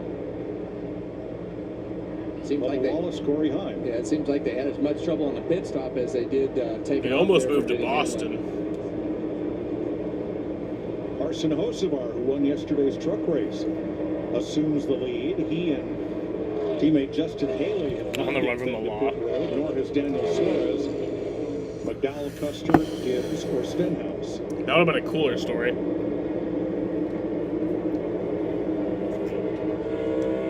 You see on the scoring pylon there, you see Carson Hocevar and Justin Haley. Now Haley's on pit road, but they're definitely running this run long. Hocevar leading the race right now. I'll show you what happened at Denny Hamlin's stop. Had trouble on the right front. Lost his left nut. Oh, lost his backup too, Kevin. You saw him reach for his belt for the backup, and it fell off. 17.4 seconds. Well, Hocevar's leading right now, but then Larson's in second. Has like a Yeah, and if you're going to have 3.5 second lead. long, it's almost better to have it second under a lead. green flag pit stop because the Hocevar's going to pit any lap now. You might actually probably lose less time than what you'd lose under yellow. Hocevar was the winner of last night's truck race. 10 being Ty Dillon, who is a couple laps Going to down. stay out another The lap. reason that they're talking about Ty Dillon is their pit stall location. Yeah, good point. No chance of being blocked in there. So Larson is 13 seconds behind Hocevar, who has not pitted, as you see on our map at the top of the screen. As this cycles through with 35 laps to go in the stage. Mike Hocevar is 2 seconds a lap slower than Larson, but now fuel-wise, he can go another 15, 16 laps. Hocevar's pitting. Here he comes, Larry. And he stopped right up at the head end of pit road. So after that long run, And Larson retakes the he was lead. last on pit road at lap 87 during the stage break. And as he cycles through. Larson has like a 3-second lead over Elliott. Suarez, who was stopped there, and Riley Herbst coming into his stop. So Kyle Larson back to the lead here in Kansas with 34 to go in stage 2. COPD is an ugly reality. I watch as this world just keeps getting smaller. But then, Trelegy helped us see things a little differently. With 3 medicines and 1 inhaler, Trelegy keeps airways open for a full 24 hours and prevents future flare-ups. Once daily Trelegy also improves lung function, so he can breathe more freely all day and night. Trelegy won't replace a rescue inhaler for sudden breathing problems. Tell your doctor if you have a heart condition or high blood pressure before taking it. Do not take Trelegy more than prescribed. Trelegy may increase your risk of thrush, pneumonia, and osteoporosis. Call your doctor if worsened breathing, chest pain, mouth or tongue swelling, problems urinating, vision changes, or eye pain occur. What a wonderful... Ask your doctor about once daily Trelegy for COPD, because breathing should be beautiful all day and night. At Mothers, we appreciate the simple things. The life less complicated. That's the inspiration behind Mother's new California Gold ceramic line of products. The easiest way to clean, correct, and protect your way to a whole new level of deep, ceramic, glass-like clarity, superior hydrophobic protection, and head-turning shine. Mother's California Gold. Ceramic made simple. Give it that mother's love. Arby's new Hickory Smoked Barbecue and our sweet and spicy Asian barbecue sauces go together like best friends. Oh, couldn't agree more. Kind of like how I'm Anthony's best friend. Arby's, we have the meats.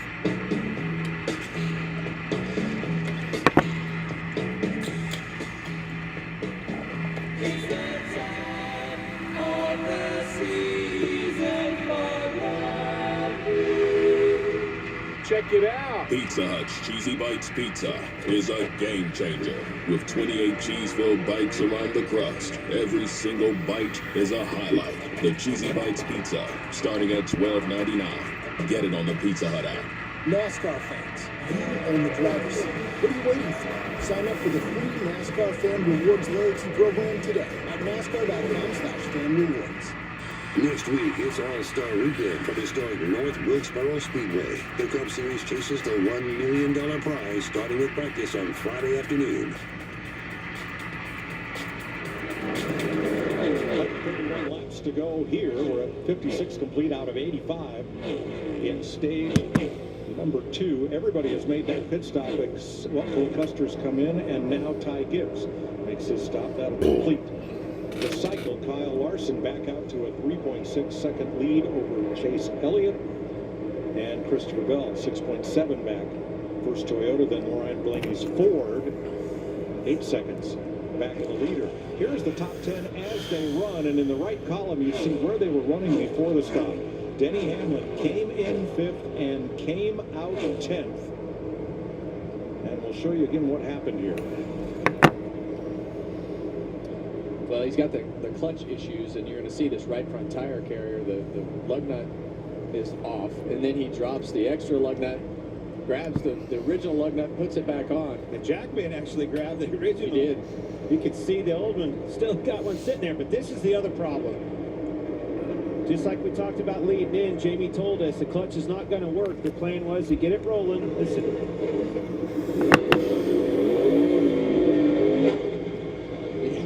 And basically what he did right there, Clint, they got it rolling just a little bit, and he revved the engine up and just shoved it as hard as he could into first gear. So that's not going to be very good on that transaxle. But Kevin, you made the point. Since that happened under green, he lost less positions than if we had stopped under caution with everybody on pit. Yeah, with the cars spread out under green, you're going to lose a lot less position with a 17-second pit stop. If that happens when we come to pit road under caution, he's most likely going to be the last car on the lead lap. All right, time out for Straight Talk from the Spotters, sponsored by Straight Talk Wireless.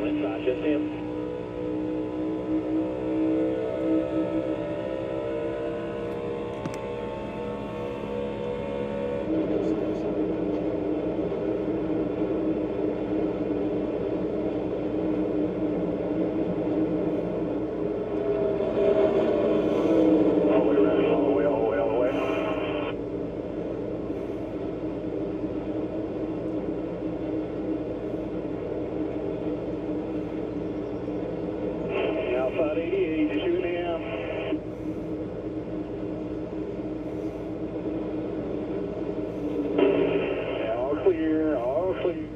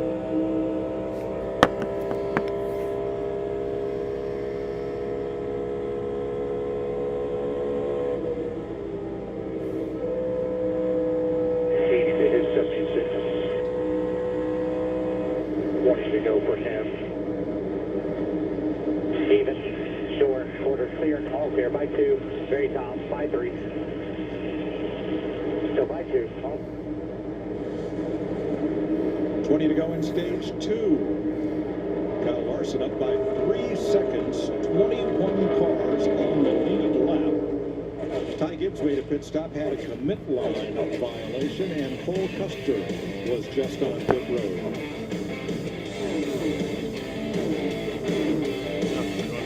Did you know Toyota has 3 NASCAR Cup teams? We got Team 2311, owned by this guy, and 3-time Daytona winner Denny Hamlin. But Denny Hamlin races for another team, Joe Gibbs Racing. Yeah, Super Bowl winning head coach Joe Gibbs. And they both share the track with Legacy Motor Club, co-owned by 7-time Cup champ Jimmy Johnson. 3 epic teams, 4 legendary owners, all going after 1 cup. Now you're up to speed. You in? It is stressful out there, and a lot of phone companies are making noise about great deals, but how do you know you're not paying more? We all need things that comfort us, that we trust. A nice cup of tea, a fresh basket of puppies, and teamwork. When you switch, not only can you save 20% versus the other big guys, the price of your rate plan won't change for 5 years, guaranteed. Sometimes it's nice when things don't change. T-Mobile's new experience plans. Families can save 20% today, and the price won't change tomorrow.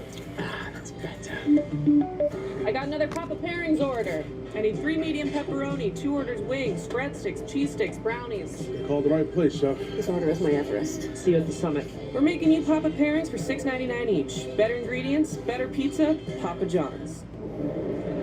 It's not about the cars, the speed, the action. It's not about the party or the long weekend. It's about them. The ones that gave everything. This Memorial Day weekend, we honor the fallen at America's Home for Racing. The 66th running of the Coca-Cola 600. UFL Friday lights up prime time. Let's go! As the Memphis Showboats. What a play! Quick toss. That's a touchdown. Battle the San Antonio Brahma. Oh, what a hit! That is something special right there. Fox UFL Friday kicks off at 8 Eastern. Welcome back to Kansas, where Kyle Larson now has a 2.3 second lead over Chase Elliott. Christopher Bell in 3rd, Ryan Blaney in 4th, Josh Berry the top 5. Here's Regan. But Kyle Larson, of course, out front leading right now. Lost just a little bit of time off of that lead. But take a listen to the detailed information Cliff Daniels just gave us. Got a little bit of a vibration. Feels okay on our end. Let me know if you feel like it worse. Those right side tires were worn pretty good. No cores on that last run. You can just tell that they have been worked pretty hard. But part with it, make sure you got enough for the end. Well, that's good advice. And we talk about that right rear tire of Kyle Larson. We know how hard he drives that car, and he drives right through that tire sometimes. And we've seen it bite him before here at Kansas by wearing that right rear tire out. So you definitely We saw Ty Dillon's earlier down to the cord. We know how far he ran, but he is definitely hard on that right rear. Well, he's eased it a little bit. Of the top 10 drivers, his lap time last time by was only 5th or 6th quickest of the top 10. And I think Cliff does a great job. You know, with Kyle, you definitely have to help manage and pull the reins back on him to keep him in the wheelhouse of taking care of things. And you don't want to take him and beat him down and take that fire out of him. But Kyle Larson definitely will stand on the gas, and Cliff Daniels does a good job at managing that. Josh Berry having a look at the belt here. This is for 4th place. Yeah, well, we saw that 20 car fall off big time last time, late in the second half of that run. So seems to be that 20 car goes loose based upon the information that we've had. So when that car goes loose, it just becomes really difficult to make speed on the entry to the corner. And when you're having to counter steer that car to the right, you just can't be aggressive with it. So anytime that car starts to get loose, making a good lap time consistently is going to be very difficult to do. But definitely second half of the run's a struggle for Bell. So Berry moves up to 4th. We knew he'd be one of the fastest Fords today. With Bell in 5th in the Toyota, as we've discussed. And 6th, Alex Bowman, who started 19th, but otherwise Bowman's been in the top 10 all day. We knew he had a strong car yesterday. His long run speed was really good. And really today it looks like you need a Hendrick car. I know that's you know, the so Elliott's cut it to just a little bit of trouble, a little over a second. Tire going down. But these other 3 cars, Larson, Elliott, and Bowman, they've been in the mix all afternoon so far. Now here's Brad Keselowski in 7th, looking for his first top 10 of the season. 2 of his 4 fastest stops of the season have come today, so everybody has risen to the occasion for Keselowski. And behind him in 8th, Denny Hamlin. Hamlin restarted 7th. Began the day in 14th. 4 Kansas wins for Hamlin. Well, he's not going to win today with the trouble that he has with that clutch. It's just going to be almost impossible to win. But Zane Smith, these guys had trouble yesterday with the right rear tire, got into the wall in practice, and he has run great all day today. Ryan Preece had a couple of runs up toward the front earlier in the race. He's been hanging around the top 10 most all day in his RFK Ford. Yeah, qualified at the back of the pack, worked his way right up to the front. And these guys they've really been solid all year. And Kyle Busch. Kyle scraped the wall in qualifying, started in 35th, trying for his 3rd Kansas win, and trying here to break into the top 10. Yeah, got a little loose right there off of turn 2. And we heard Richard Childers talk about that earlier with Jamie McMurray up on top of the trailer. They were trying to figure out how to get him tightened up, and you definitely saw the back end step out right there on that 8. Joey Logano, last week's winner, must be breathing a sigh of relief now that he's got a win in his pocket and will be in the playoffs. Absolutely. I mean, he didn't have a top 5 to his name yet. Obviously, the penalty at Talladega was unexpected, had a great finish there. But you could tell in his pre-race conversation today, Clint, that he wasn't very confident in his car. Behind him, Chris Buescher, who fired off from the outside pole and finished 2nd here last year by the thinnest of margins. He ended up in outside the top 20 after pit stops, but he's fighting his way back, Regan. Here's my win pick, and he's not doing that great. They can. A little bit of slow pit stop earlier in the race, got him back just a little ways. But the larger issue for the 17 cars, they have been very loose all day long. They've been struggling to get that car tightened up. But the latest report from Chris was that it was finally getting a little bit better. Did not want it tightened up anymore. So let's see if he can make some gains forward. Josh? Well, you guys talked about the surprise of the 45, and Tyler Reddick not running in the top 10, not running in the top 5. I can tell you that team is surprised as well. They felt really good about that car coming into this race, about the short run, about the long run. But during this race, Reddick has complained that it's just too tight, doesn't have the turn that he needs. He ended up scraping the wall a bit in stage number 1. No damage for him, but he has been searching for the speed out there on the track today. Reddick was 14. And now falls to Justin Haley. See Reddick in the wall is still wiggling around quite a bit, but coming to 4 to go here. I got my eye on the leader, guys. Mired in traffic, and Elliott's right behind him. Every time he gets close, and I'd say Larson, to those 4 cars racing side by side, is really nowhere to go. He's being patient, doing exactly what his crew chief Cliff Daniels told him to do. And now you're going to have another battle because Noah Gragson just ahead of him is the last car on the lead lap. Then Ross Chastain, and then Chase Briscoe, and they're all up there in a big knot of cars. What's Larson going to do? He's moving to the inside of Noah Gragson right there. Yeah, I think he got uncomfortable with the distance that he had behind him. So time to go. 10,000 career laps led. That's a lot of laps. Video on the stage. Active drivers with that many career laps led. 10,000 laps led for Larson. Denny Hamlin, the other. Kevin, I asked you on the break. Larson just led his 10,000th lap. Like this, it makes it easier for the competition to stack the deck. And coming to the final lap of the stage, 1 to go. Yeah, that right rear tire is not happy. It doesn't look like on Kyle Larson's car as we come to the final lap of this stage. But you saw it slide around, and Chase Elliott has closed in to the back bumper. There's Elliott.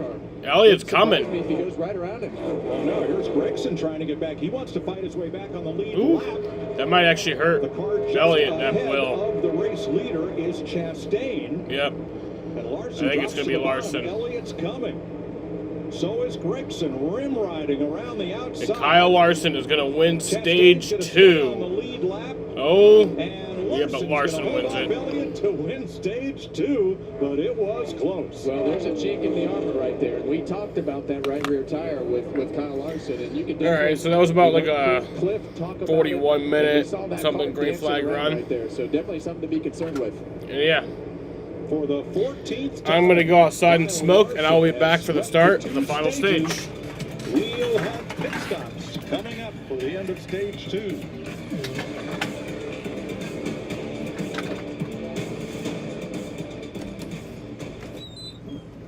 This Xfinity Wi-Fi is boom.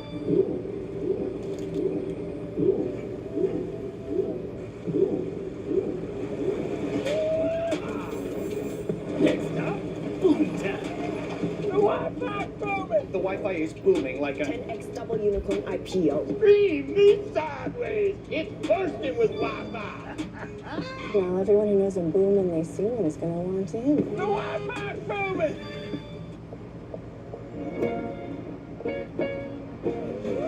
You gesture, the world responds. Any car that doesn't offer that sense of control is a car that stops short of amazing. Check it out. Pizza Hut's Cheesy Bites Pizza is a game changer. With 28 cheese-filled bites around the crust, every single bite is a highlight. The Cheesy Bites Pizza, starting at $12.99. Get it on the Pizza Hut app. For the first time ever, the farmers meet the families on their home turf. My mom said, "You're not ready." Farmer Wants a Wife. All new Thursday on Fox. When I left the Royal Marines, a lot of people would have given up on me. You gave me a job. You, Carla, Jenny, you're my family. From a director of a beekeeper. Jenny's missing. This is human trafficking. Please, find our daughter. Where's the girl? Jason Statham. Time to get to work. A working man, rated R. Is that a grenade? Yep. This is nothing like Fortnite. No matter what your latest obsession is, Verizon is obsessed with helping you save on perks you love. That's why you can add popular streaming services to your Fios home internet plan and save. So whether you're constantly watching your faves on Netflix and Max, streaming iconic stories and live sports across Disney+, Hulu, and ESPN+, or enjoying YouTube and YouTube Music ad-free, you can add any of these perks starting at just $10 a month each. So you can keep obsessing and keep saving with Verizon. Taco Bell brought back crispy chicken nuggets, and I can't believe how good they are. Why can't you believe it? Because you're Taco Bell. Taco Bell. You know, the breading is tortilla chips. Doesn't that feel very taco place? We're totally a taco place. That's a chicken place. That's also a taco place. You over here talking about it and trying to brag on him. I was trying to brag on Kyle Busch right there. They had put themselves in a position, and we talked about their pit crew and their ranking. They did a great job on pit road to put themselves in position to have a chance to win the race, and the 8 car was fast. Everybody wants Kyle Busch to win right now, and I was trying to give the guy some love, and mid-sentence, we're backed into the fence off of turn 4, but that just really seems to be the way that it's going for this 8 car right now. Join Kevin and the gang every Tuesday and Thursday. Is this the most opinionated podcast in NASCAR? Maybe. Tune in and see. Kevin Harvick's Happy Hour presented by Echo Park Automotive. Jamie. And Kyle Busch has been running around the top 10 all day long. As far as his pit crew coming into this season, he had 2 changes, and it's been a struggle week to week. But the last few weeks, they've really gelled and found their stride. So let's meet Team 8. Shane Papala, front tire changer in the 8 Chevrolet, 18th year in NASCAR. When I'm not changing tires on the weekend, I work in my son's core division with my wife, Amy and Lucas. I love you guys. Shiloh Windsor, I'm the rear changer on the number 8 Chevrolet. I'm a former defensive end for the University of Wyoming. All glory to God. Lamar Neal, tire carrier on the 8 Chevrolet. I'm a former collegiate linebacker, and when I'm not changing tires, I'm changing diapers. Dylan Moser, Jackman for the number 8 Chevrolet. 11th season in the sport, first season with Richard Childers Racing, former middle linebacker, former Sports Center top 10. To my beautiful wife and kids at home, Daddy loves you. Justin White, fueler for the number 8 Chevrolet. This is my 15th season in NASCAR, and I'm a former basketball player. Randall Burnett's the crew chief. Derek Nealand up on the spotter stand. I just wonder how fast he can change that bumper, though. Fast. It's all about speed. Well, I mean, when you're competitive, you want to do everything that You have to do it fast, guys. They hold your breath. That's right. Yeah, very true. All right, Kyle Larson's crew, still the best of the top 5 on track right now, according to our season rankings. Yeah, and let's not forget that Ryan Blaney's team made a change on their car. They've been really good today on their pit stop, so held their own. Gained some spots so far. Zane Smith, Ryan Preece picking up stage points. Brad Keselowski 6th. Let's see how this plays out. Josh. Well, Chase Elliott finished second in both stages today. Started the race on the tight side. They built 3 during that last run, trying to find a happy medium to get this 9 where it needs to be, Jamie. Ryan Blaney in the 12 said no grip at all. That's his biggest complaint. Said he had a 4-wheel drift into 3, just so loose. They'll help him with an air pressure adjustment, 4 tires. Josh Berry having a great day. Just letting him know where he is, letting him know that his pace isn't far off from Kyle Larson. Just keep digging. Air pressure adjustment for the 21, Regan. Kyle Larson in the 5 car just out of the track in traffic a little bit too much that run. Thought maybe he'd beat the tires up, as we've said. Did he get him? He did, guys. Chase Elliott to the point. How about that? Well, that was a conversation we were just having. What will happen if Kyle Larson loses control of this race? But there you have it. Man, and look, you go back to the timing line right there. It was so close. Kyle Larson sweeps stage 1 and 2. A lot of racing left to go here in Kansas. When my doctor gave me Breztri for my COPD, I noticed things changed. Breztri gave me better breathing starting within 5 minutes. It also reduced flare-ups. Breztri won't replace a rescue inhaler for sudden breathing problems. It is not for asthma. Tell your doctor if you have a heart condition or high blood pressure before taking it. Don't take Breztri more than prescribed. Breztri may increase your risk of thrush, pneumonia, and osteoporosis. Call your doctor if worsened breathing, chest pain, mouth or tongue swelling, problems urinating, vision changes, or eye pain occur. Ask your doctor about Breztri. It is stressful out there, and a lot of phone companies are making noise about great deals, but how do you know you're not paying more? We all need things that comfort us, that we trust. A nice cup of tea, a fresh basket of puppies, and teamwork. When you switch, not only can you save 20% versus the other big guys, the price of your rate plan won't change for 5 years, guaranteed. Sometimes it's nice when things don't change. T-Mobile's new experience plans. Families can save 20% today, and your price won't change tomorrow. That's better. The new McCrispy strip is here. Dip approved by ketchup, tangy barbecue, honey mustard, Sprite, McFlurry, Big Mac sauce, double dipped in buffalo and ranch, more ranch, and creamy chili McCrispy strip dip. Now at McDonald's. Ba-da-ba-ba-ba. This is my secret service. It's usually not good if he's walking through the door. Oh boy. Gordon Ramsay's Secret Service premieres Wednesday, May 21st on Fox. The landmarks, the beacons, the places we call our own. For over 100 years, Paragon Supply has been making its mark on the central New York skyline. Our devotion to helping build the places we call home is what drives us, and our commitment to quality and unparalleled selection and service sets us apart. For stone, brick, hardscape, pavers, retaining walls, and masonry supplies, for large-scale commercial buildings, backyard barbecues, and everything in between, visit us at Paragon Supply. Looking to get stronger? This is your year. Join Planet Fitness today for just $1 down and save. We're stepping it up. We're not slowing down. We're gonna feel this tomorrow. We're just gonna keep showing up. Showing up. Showing up. You coming? Join the club today. Just $1 down, $15 a month. Planet Fitness. We're all strong on this planet. Find your nearest club and join today. Deal ends Friday, May 16th. Live with Jamie McMurray, Chris Myers just above victory lane. One stage to go here in Kansas at the Advent Health 400.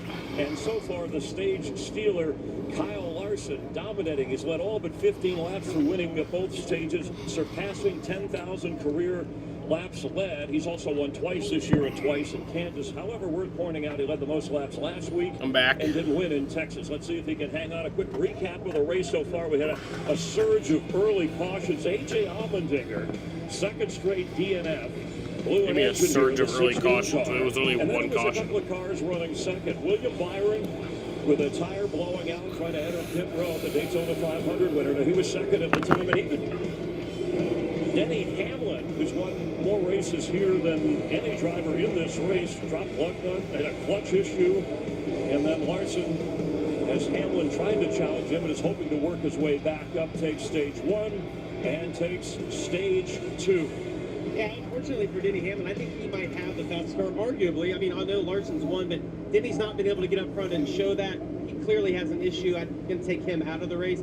Barry, though, has been a great story. Won at Las Vegas on a 1.5 miles earlier this year. Had that penalty, going to have to go to the back. Chris, I don't know if he has enough time to get back to the front, but the 21 has a really fast car today. Yeah, and the story of Zane Smith hanging in the top 10, looking for that first career win. No driver has ever won his first Cup race here at Kansas Speedway. They've been running here since 2001. We'll be back with post-race a little later. Back to Mike Joy, Kevin Harvick, and Clint Boyer. Thanks, Chris. Getting ready for stage 3, and that race off pit road might have turned out differently had they not changed the timing line to coincide with the speed ending line, the yellow line at the end of pit road. Previously, the white line right there where Kyle Larson is was the timing line to reestablish the restart order, and Larson would have won the race off pit road. But now NASCAR standardizing at most tracks right there.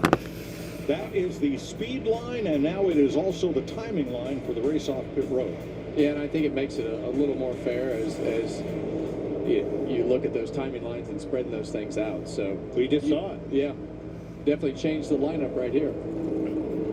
Well, Kyle Larson, the best restarter among those who will restart in the top 5 here. 3 drivers took the wave around. Ty Dillon, Michael McDowell, and Cole Custer to each get a lap back and move up into the 1 lap down or 2 lap down in the case of Dillon area. Denny Hamlin was 8th before pit stops and wound up coming out 13th after they had to push the car off. Here's some Kyle Larson radio. Yeah, he's really good. I don't know how to be much better. Beginning of the run and middle of the run, we have a lot of speed, and it seems like your balance is close. All right. Kevin, ready to go back green? How many times have you told me that? Double right rear. You got to take Elliot's the leader. You got to make sure. You got to make sure. Larson's up in the front row, though. The second half of these runs, we're going to see some more long runs. It's 3 flag. There is definitely a weak link right there. think his takeoff speed, you can run, but you might not be able to hide, and I think Chase Elliott exposed that. Here we go.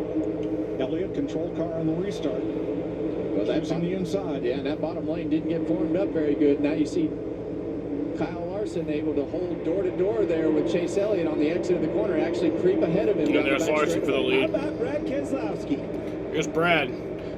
Chase retakes it. On the high side, Bell there in the middle, Blaney on the bottom. Here they come off turn 4. 1, Chase 2, clears him for the lead. Wide, 4 wide, back in the top 10. Wow. Denny's car really took off on him on the exit of 4, stacked him up behind them. These restarts are crazy. Well, we're definitely going to see how this 5 car handles in traffic. See the 45 there, Reddick shoot down below that 77, but one thing Kyle Larson hasn't had to do all day is pass a car. Chase Elliott had led 6 laps. In the first 2 stages, Larson had led 154. But now the roles have reversed among the 2 Hendrick Chevrolet drivers. And sometimes when it's this late in the race, you get behind on your car because you hadn't run in traffic. You don't know what the process needs to be, where you need to run on a racetrack, which seam works for you to set up that pass. So it's definitely a tricky situation right now for Kyle Larson. That's such a good point, Kevin. But look right behind them. I'm so impressed with Keselowski and company on this 6 car. I said before the race, we were talking about it coming onto the air, almost in a must-win situation. He might win it right here today at Kansas Speedway. Now, let's not forget, this stage is 17 laps longer than stage 2, which was 5 laps longer than stage 1. So each of these runs will be longer, meaning you've got to take even better care of those tires than you did in the first 2 stages. And we've seen this 5 and 20 car of Christopher Bell and Kyle Larson. They both fall off pretty bad at the end of this run, or at the end of these long runs. So those extra laps will definitely be interesting as you see Brad Keselowski trying to finish that pass on that 5. It's amazing when 2 cars get side by side how much it benefits the car. Brad's trying to come into second. Bell came from nowhere. 5, 6, 7 car lengths back and pulled right to their bumper. Where is he going to go? Here's Bell. Might make it 3 Bell wide. going inside, trying to make it 3 wide. They're also drawing Blaney and Bowman to them as they run 3 wide. This is as good a car as Brad has had all season long. He's going to give it everything. Man, I think Brad knows that he's in a situation to where he has an opportunity to win a race, and Brad's got a lot of experience, and I think when you look at his points position, he's going to have to win. As you see those cars almost come together off the turn 2. Well, he needs to get it sorted out. We're going to have to save some tire. I believe that Larson was trying to do that on his takeoff speed here. As you see Elliott driving away from him, but Brad took it from him. Power move. How about that? Got the job done. I think you're showing a little bit of patience. You called it. He pulled those reins back. Cliff Daniels on his driver in the 5 car. Trying to get this thing down to the end, but you can't say enough about Keselowski. This is a huge turnaround for this team. Keselowski 11 straight races without a top 10. Kyle Busch 7 straight on 1.5 tracks. He is currently 15. The other thing that I will say, watching that 5 car run the bottom of the racetrack, I actually think that running the bottom of the racetrack is worse than anything else that you can do. I think the middle and up will make those tires last a lot longer.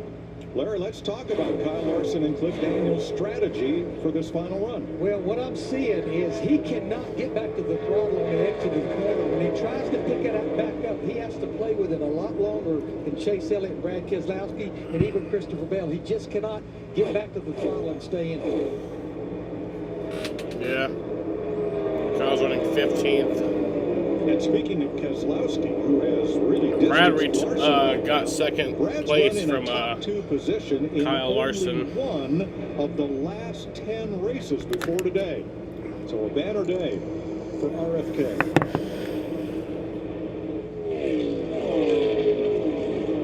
All right, we're going to go back and pick up Eric Jones in the 43 for Legacy Motor Club. And Advent Health is going to take us for an inside ride with Eric Jones.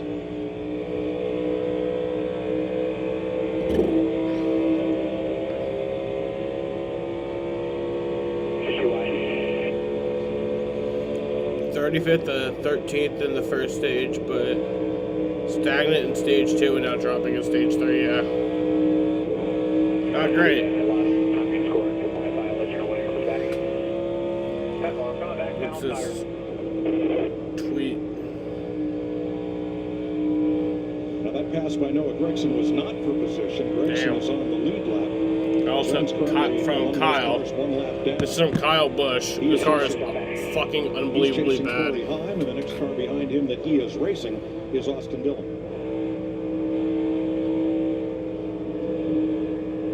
And you can really hear him pedaling that car. When you get to the center of the corner, these cars just want to slide all the way up off. So definitely have to manage it like he's doing right there. Fucking believable. This car sucks so bad. Thank you, NASCAR. That was his exact quote. Kansas. A couple of Aspire cars there, nose to tail. Hocevar and Haley, 12th and 13th. Let's go to 5th place. Alex Bowman and his radio. Either way, I like you being wound up, but we're better than you feel right now, right? So it's positive or whatever here, but we got a good car. We've overcome this weekend, so like they do have windshield wipers during the road course races. Going to your house tonight, drinking whiskey. That's his way of telling me to shut the fuck up, so I'm trying. He can just have his way today, Blake. Well, Blake Harris, the crew chief. I agree, though. This car's better than. Well, that was the crew chief and the spotter talking right there, and they were having a conversation about Alex and his comments and things that he was saying. But Kevin Hamlin feels like he knows him pretty well. Basically, telling him to be quiet. We'll go a few cars ahead of him to second place, and Brad Keselowski, Regan.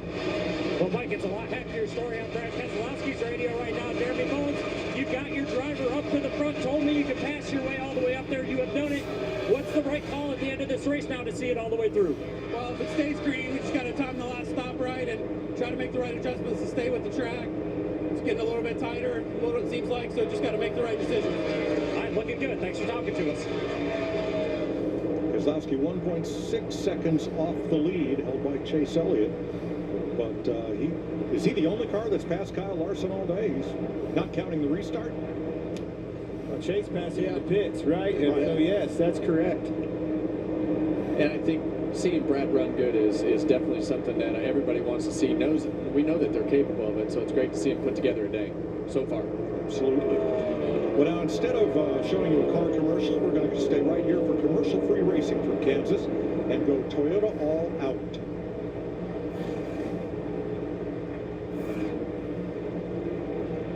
Christopher Bell, 4th place. He's the leading Toyota in this race. He's run up as high as 2nd today. Denny Hamlin behind him, clutch issues. But they've made the most of it. You know, he lost a couple of spots because of that dropped center lock nut on the right front wheel. But that last pit stop, which could have been disastrous as they had to push him to get going. Still 2 for 1 right there. Yep. That car is extremely fast. Really fast. And it never seems like those problems happen on a day when the car is just slow. And Denny Hamlin, I mean, he has been on point all day today, and unfortunately just has that clutch problem.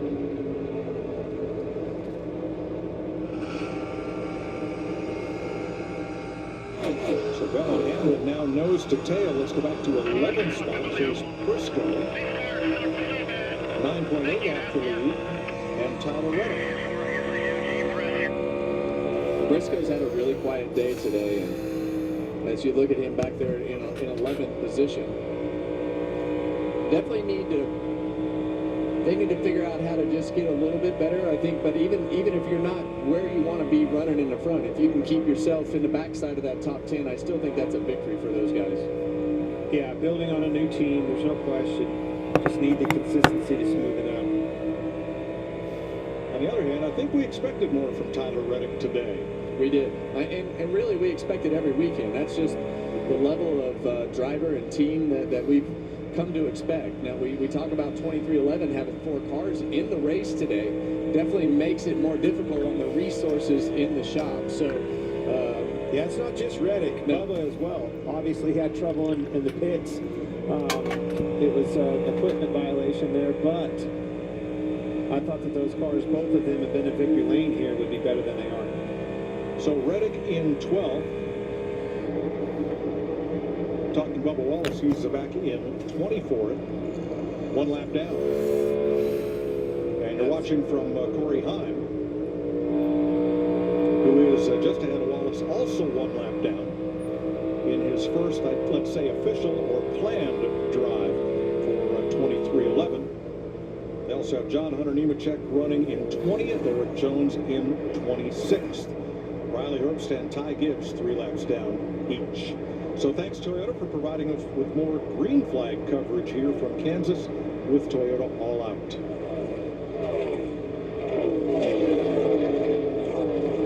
"74 laps to go, and it looks like Brad Keselowski is making some small inroads on Chase Elliott's lead." Yeah, he sure is. Yeah, that last lap was big time gain. There's another 10. Oh! Brad into the wall.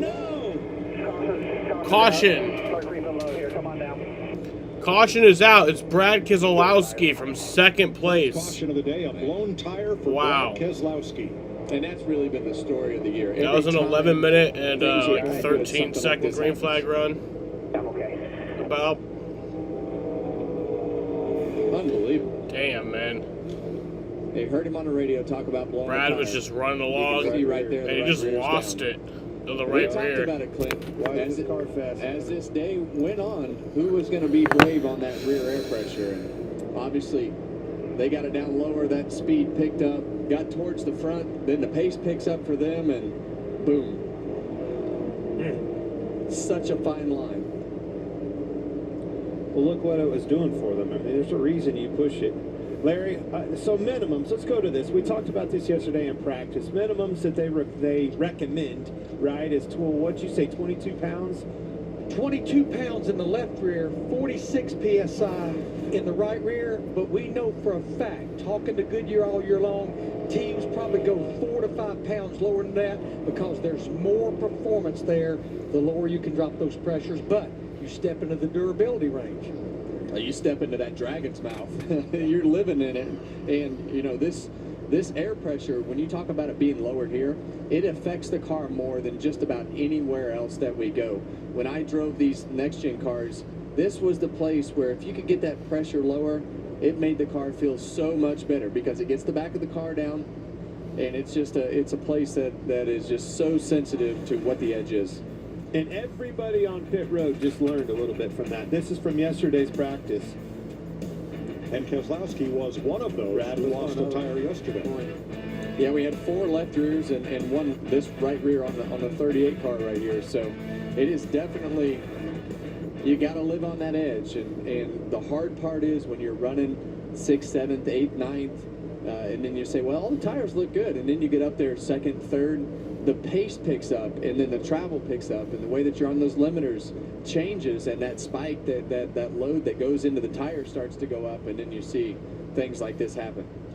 Now, once that wrecker hooks you up, they have to tow the car to the garage. You can't come back to pit road. Brad will not get a top 5 or top 10 today, but that doesn't have to be a DNF. They are eligible to make repairs and bring that car back out on track and try to get up to minimum speed. But 2 days in a row, 2 tire issues for Brad K. Well, Larry Mack, we're 31 laps into this stage with 71 to go. What do we do? It's calls like this that made me follically challenged right here because they're right there on the threshold. Remember, the fuel window is somewhere around 64 to 66 laps. Right now, we're coming to 70 to go. Probably go back racing about 67 to go. We're just right there on the fuel window. Everybody will be coming up. 16 cars on the lead lap. Plus, I believe John Hunter Nemechek will get the free pass on this caution flag, which is the 4th of the day. I heard. So, who's going to be first off pit road? Well, you want to be the first one off to get control of that restart, so we're going to find out. Josh. Chase Elliott's come up both sides of the balance so far today. They got the 3 and 4 really good, but he still needs some help in turns 1 and 2 right now, Jimmy. All right, let's watch this stop for Denny Hamlin. No clutch here. Pit crew will do the work, then they're going to assist the driver. They just told Denny, remember, keep your foot on the brake the entire stop. When we drop the jack on the left side, foot off the brake, here they assist him. Taking so much time getting it refired and into gear here. He stalled. Regan? The back car, Kyle Larson, once the field thinned out, the balance got better for him, but it was too tight initially.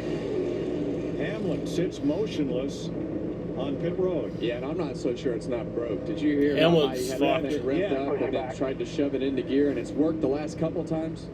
Look at, this is not the one I want to be looking at. Chase Elliott had trouble, right rear trouble, big shakeup at the front of the field.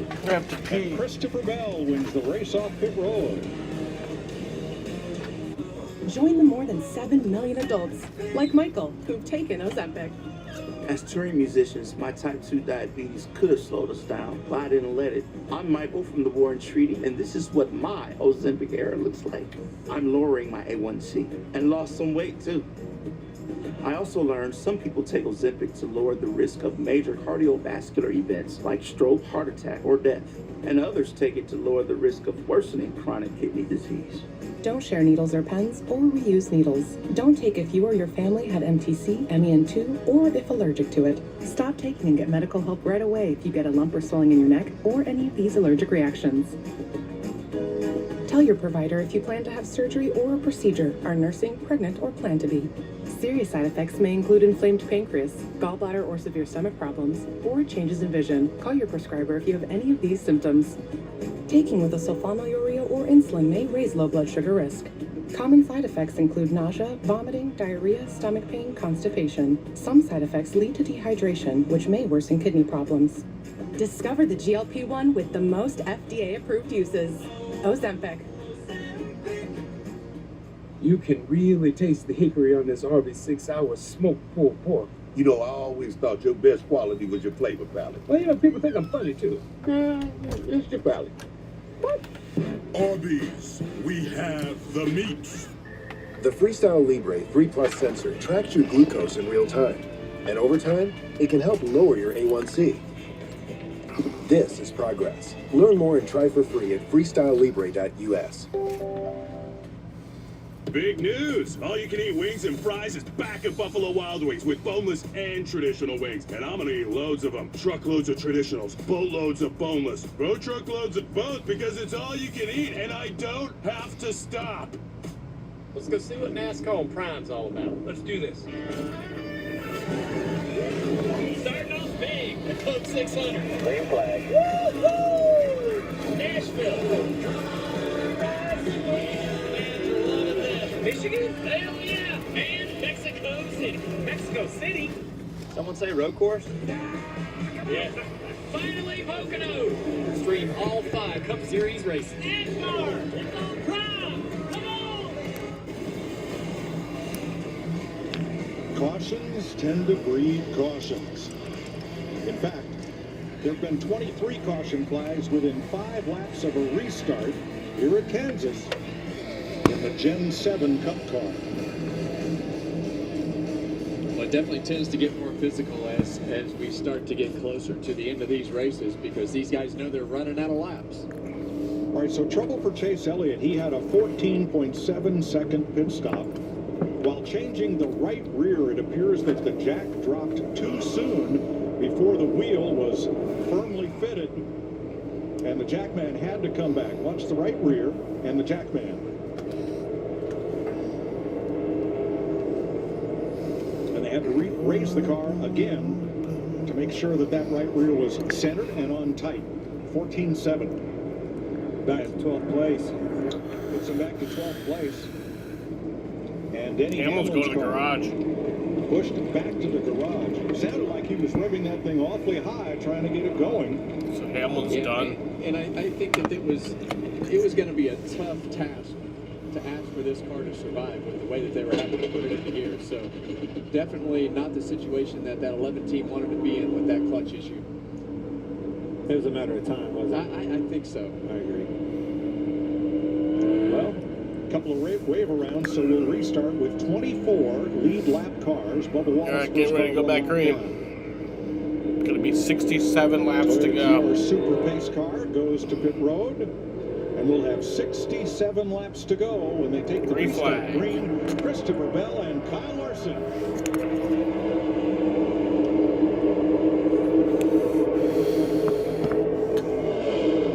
Here comes Logano. Right there, you saw that 22 car go down to Logano and Larson. And nobody was there. Trouble, turn 2. Cars. Oh, trouble!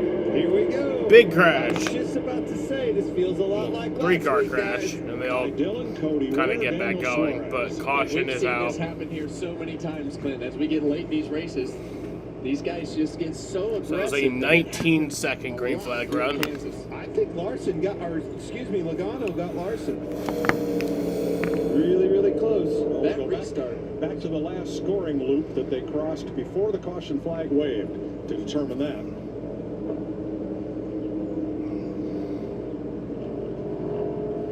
The way they go 3 wide, 4 wide on this restart, it may be hard to figure out how this one started. But we'll have a look.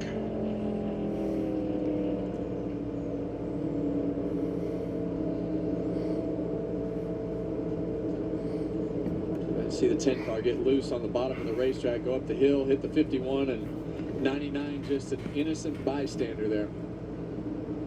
Trying to take evasive action and nowhere to go. 51 is Cody Ware.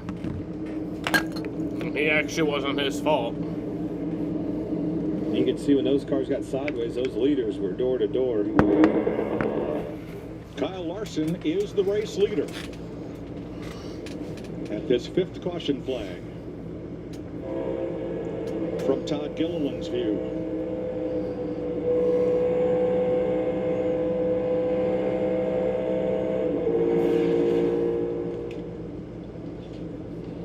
Now let's go back to the last scoring loop that they crossed before the caution flag, and there was the difference.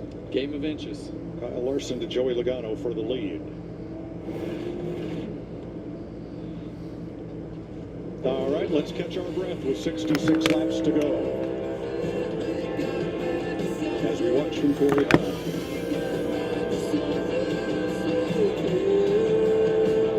My mental health was better, but uncontrollable movements called TD, tardive dyskinesia, started disrupting my day.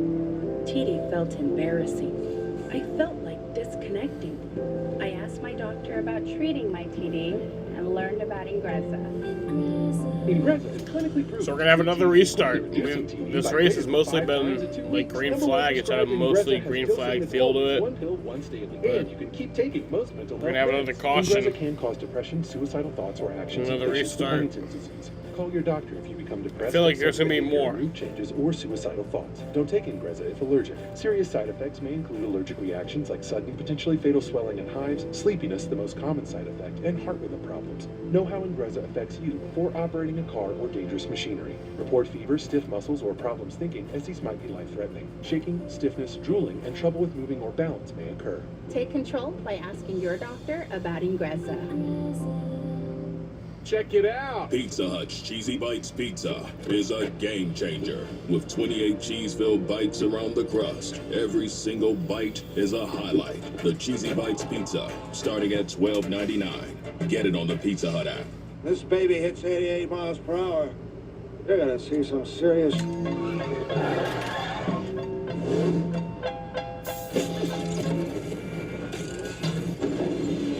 They wanna know if we still got it. They say that's true. They wanna know how I feel about. And even when I was close to defeat, I rose to my feet.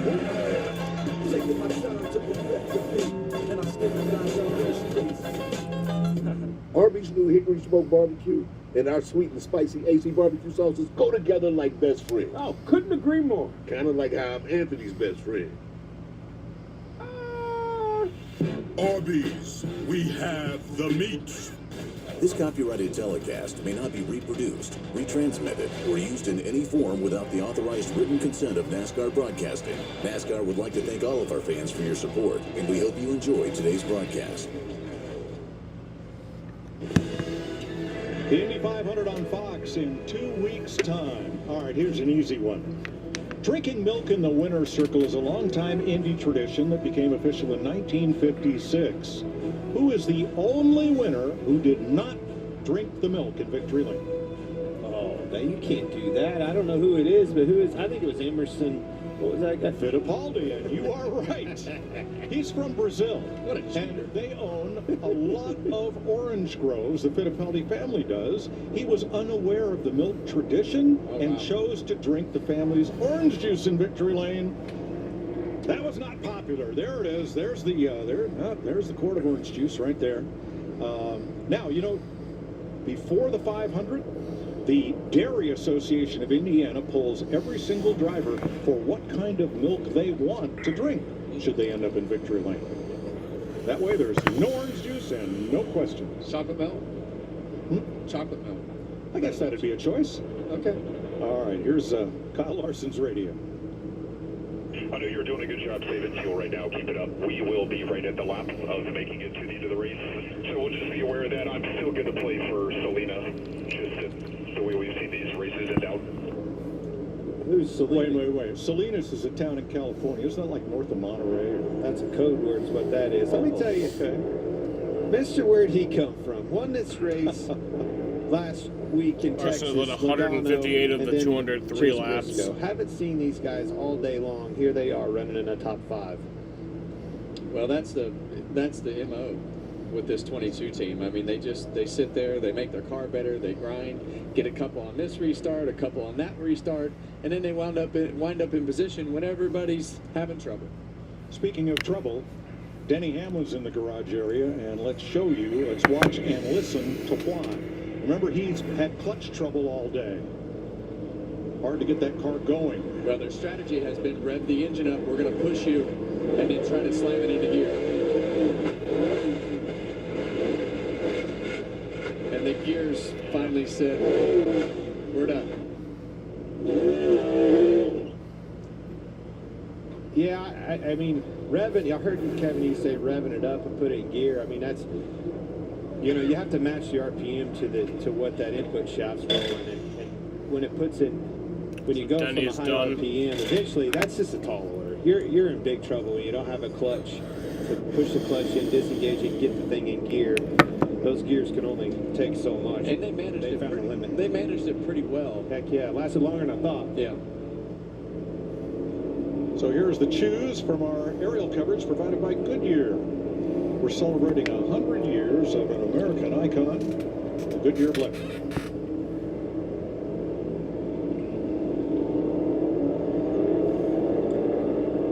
So Larson was the leader at the caution.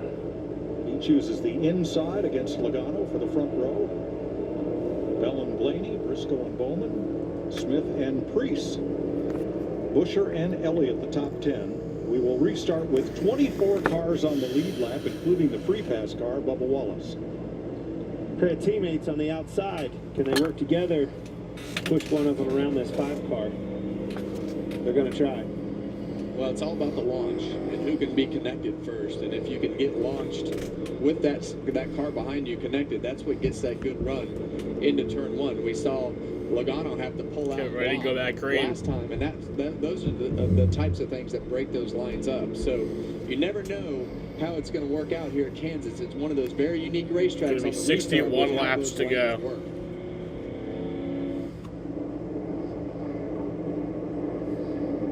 But we do know you have to be aggressive on the restarts. You have to push. You have to shove. And these guys know getting towards back the green. end. It'll be 61 to go. No shortage of aggression here. Boy, Larson jumps right out by himself. Well, Logano didn't get a good start. Man, they were almost like 6 wide Everybody there. fans out 5 wide. Yeah, and the other thing that happened right there, Kyle Larson waited a little bit in the restart zone, and the 20 got into the back of him. And like Clint said, the 22 didn't get going very well. Oh, and there goes Kyle. Of course. I'm not even like mad. I'm not even mad. Not even mad about it. I'm not even mad about it right now. We stay green. Yellow. I'm literally not even mad about it because I saw it coming.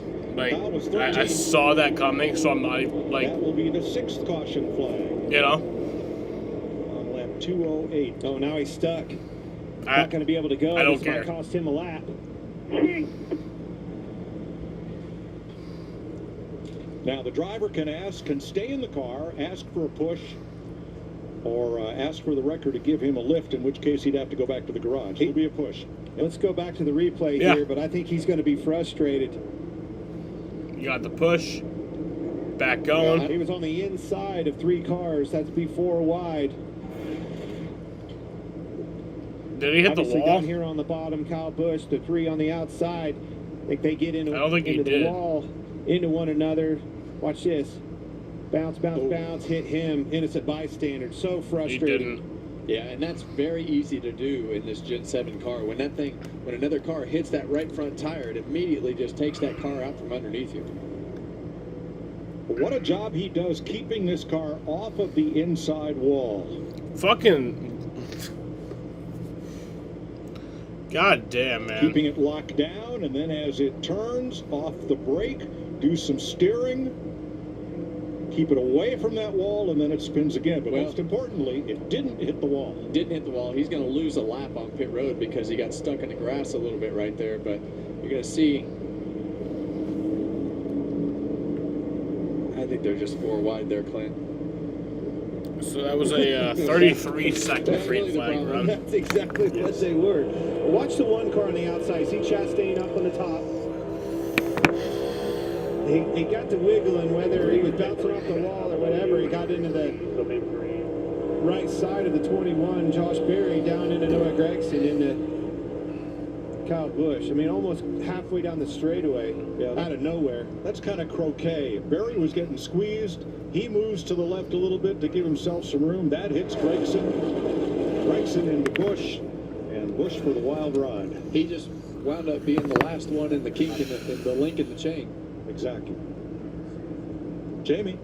Well, we've been documenting Denny Hamlin's race all day. Fast car, no clutch from the beginning, Denny. But that last stop, take us through it. What exactly led to this point and you being out of the race? Yeah, it just I think eventually broke the transaxle trying to leave the stall there. So unfortunate for the Progressive Toyota team. Just really fast again. Just can't keep it together right now.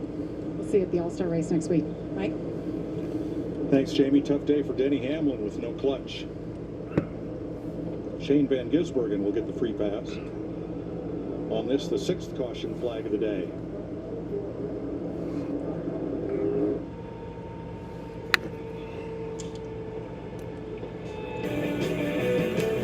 Laps to go in Kansas. We'll take you back side by side.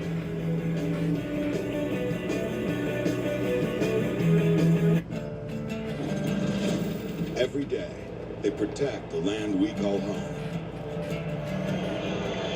Their dedication is why we race free. They're our neighbors, friends, and fellow fans. They put it all on the line. So when the green flag flies, we do too. NASCAR salutes, together with Coca-Cola, honors those who serve at home and abroad. To tell you the truth, we could take or leave the extravagance, the attention, the celebrity, the bragging rights, the bravado. Because all we've ever really wanted is for every Ford driver to feel this.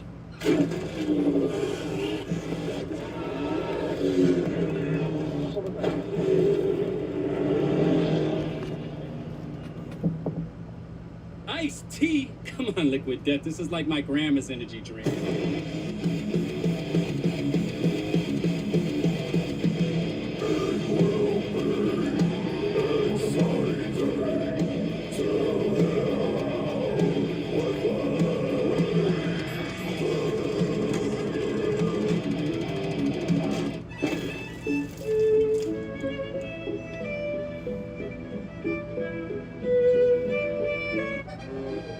This is Indy's champagne. It doesn't come from Champagne, France, but from the southern region of this Holstein dairy cow. Rich, smooth, and best paired with victory. Welcome to Truck Country. Welcome to the NASCAR Craftsman Truck Series. 57 laps to go. Let's check in with Josh. Well, Brad Keselowski was having such a strong run out there. First of all, could you feel the tire going down, and how do you process this tough end to it? What was a good day for you? Yeah, I mean, it was a good day. It was going to be a great day. I felt like we had a shot to win with the Lager Ford Mustang, and pretty car. It's not pretty anymore. Yeah, no, I didn't really have much of a warning. I just wanted to turn one. I heard a big boom, and around it went. So it's unfortunate, you know, playing to win, and we're right in the spot to do just that, and didn't come together. Gotcha. Okay, Brad, thanks. Thanks, Josh. It has been a heck of a string of bad luck for Brad and this 16, but glad to see them have the speed today. That's definitely something that we haven't seen out of that 6 car over the last, well, really the start of the season. We haven't seen the speed like he had today, so that's a sign of good things to come, hopefully. We're going to have the choose this time by. Then we're going to have another look at what happened that ended up with Kyle Busch going for that wild slide. Might not have been 3 cars, might have been 4 involved. But first, let's see. As Larson takes the inside, Logano goes to the outside, and Bell follows him. So that will put Alex Bowman on Larson's bumper for the restart. Let's hear Josh Berry's radio, and then we'll have another look here.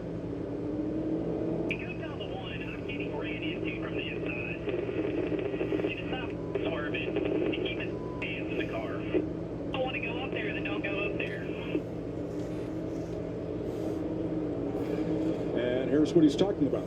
Yeah, and it looks like the 21 and the 1, you know, the 21 is in a spot where he's got 2 cars below him, gets kind of shoved up into the 1 car. Yeah, and then it looks like the 1 might have swerved there a little bit, and that's what started that chain reaction there with the 8. Yeah, you can see it right here. Take a shit stop in a shit car.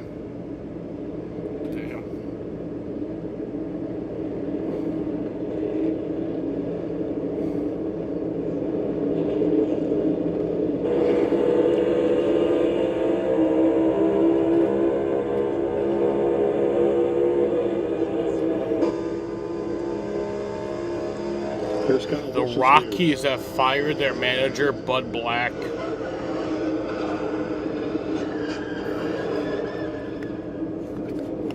Going back green. Car is in. A 4-car incident put us under the 6th caution flag of the day. Green flag waves, and Logano may get the better of Larson on this restart. Well, that bottom line is going to be broke up now. Chase Briscoe on the inside of Alex Bowman, as you see the 20 car fan out 3 wide to get on the outside of Joey Logano. Logano holding strong. Here comes Bell on the outside. Oh, 2 cars on the wall. 2 cars got squeezed up and into the wall. Caution. And here we go again. Justin Haley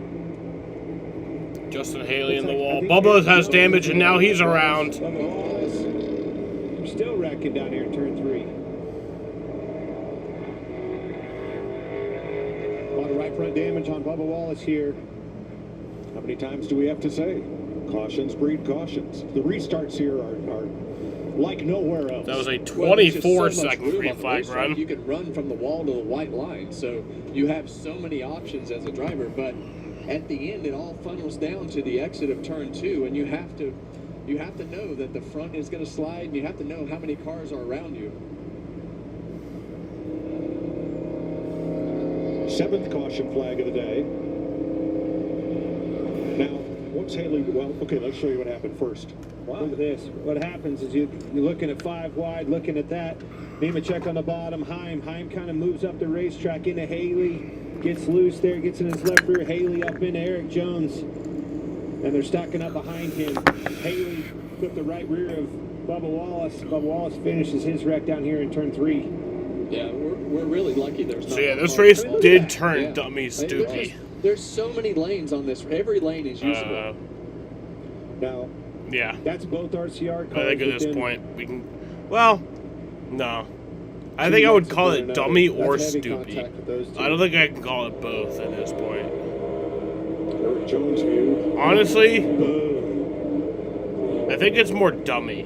I don't know if it's quite yet stupid. You know?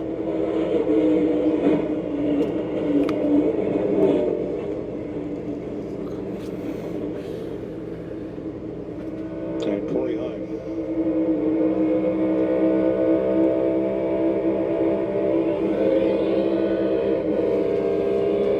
Padres should get Bub Black and then hire him as an assistant coach. That'd be cool. Yeah, 23 smoked the ball pretty He's good. not bad, you know.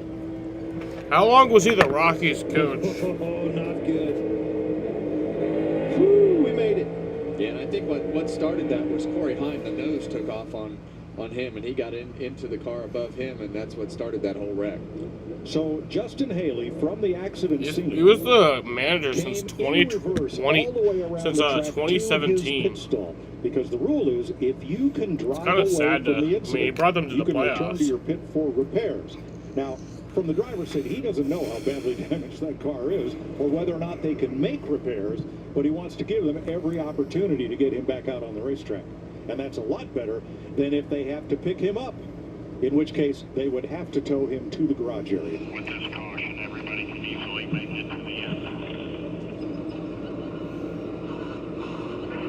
Larry Mack, what are all these caution flags doing for our fuel strategy? Well, when we had our fourth caution, it was about 30 minutes ago. There was a lot of concern about fuel. We have only Eric Jones in the garage. I'm feeling good and safe and confident now with all these caution laps. We've run 12 before this caution, but everybody should be able to make it now with ease. But that doesn't account for an overtime, Mike. Man, this is like deja vu from last weekend, Kevin. We're down here in Texas. Everybody's minding their P's and Q's, kind of single file, spread out all around the racetrack. One caution, all hell breaks loose. And it's because these guys know that they have to be aggressive on those starts, but not a lot of give right now. You saw Corey Heim's view out the windshield of what that crash looked like. Let's get his radio.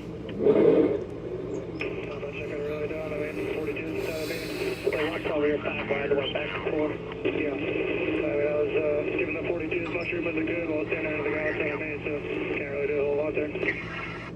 Yeah, I think when he looks at it, he'll probably think a little bit different. I think but it's there's so much.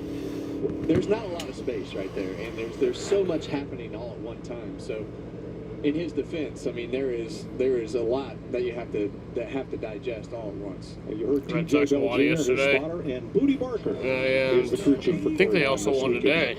We are under caution once again. Yeah, they did 3-1.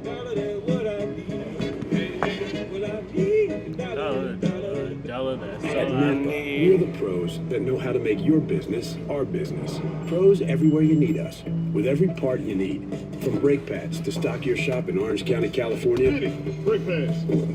to oil filters for your fleet in Orange County, Florida. It's why we built a nationwide network of parts and exceptional service, all driven by one mission: to keep businesses big, small, and everything in between moving full speed ahead.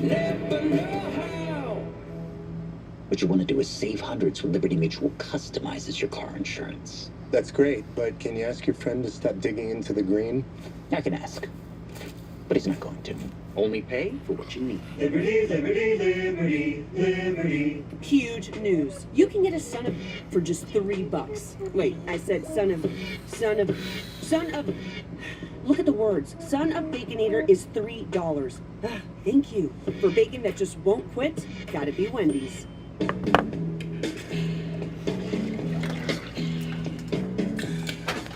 I have to pee. Yeah, I'm hungry.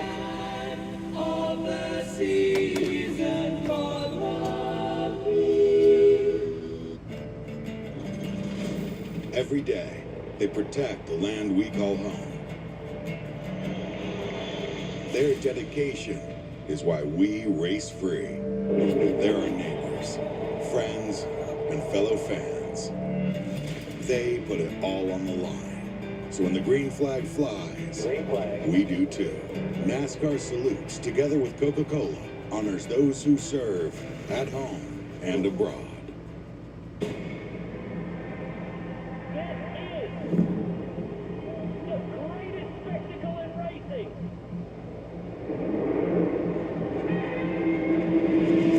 We are green.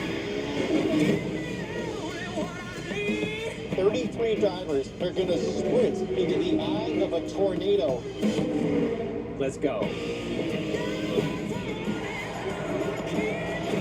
It's the biggest race of the year. It's the most historic. Get out on the inside. Pass in the grass. The Indianapolis 500. 50 laps to go in the Advent Health 400 of Kansas. Let's take a look at what's coming around the turn. Next Sunday, the NHRA is back in action at 2 p.m. Eastern Time on FS1. For us, it's the NASCAR All-Star Race Weekend. Coverage Friday through Sunday on the Fox Networks with the All-Star Race Sunday, 8 p.m. Eastern Time on FS1. And, of course, Sunday, May 25th, the Indianapolis 500 comes to Fox. Coverage begins at 10 a.m. Eastern Time for the greatest spectacle in racing. Looking forward to that one. Be the first time we'll be able to take it in, right? We're always preparing, working for the 600. Take that one in a bit. That's a great day to be a race fan, too. Start off in Monaco, Indy, end with the 600. Well, my day is going to start off on a boat. Yeah, Devers did hit a big bomb. That 500 out there. You probably won't even make it to the 600, but... Oh, that's a long day. Yeah, that's a fan. You start talking about that early. All right, Kyle Larson ranks the best on restarts of the top 5. There we go. Get ready to go back to green. He's got Christopher Bell alongside. How green. epic battles have these two had, and are we in for another one today? Big shot out of his teammate 48 behind him. Bowman pushed him way out in front of the field. A very orderly restart this time. Oh, wow. Almost around. Contact. Looked like I caught the right front fender there of Todd Gill in there on the inside. And that Yep. Reddick and yellow Gillen. Nascar.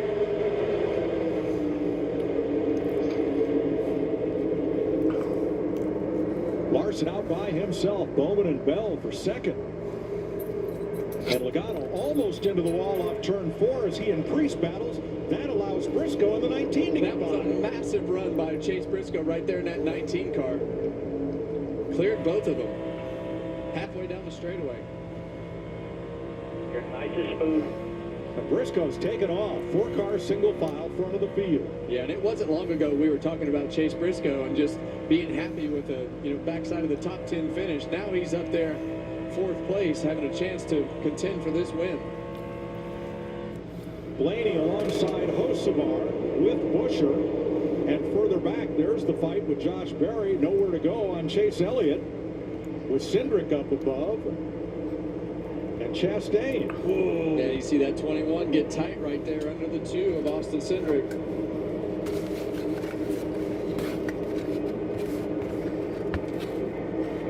This is the part that's interesting, knowing that right rear tire on the 5 car is what wears out, Clint. You see him in the middle of the racetrack.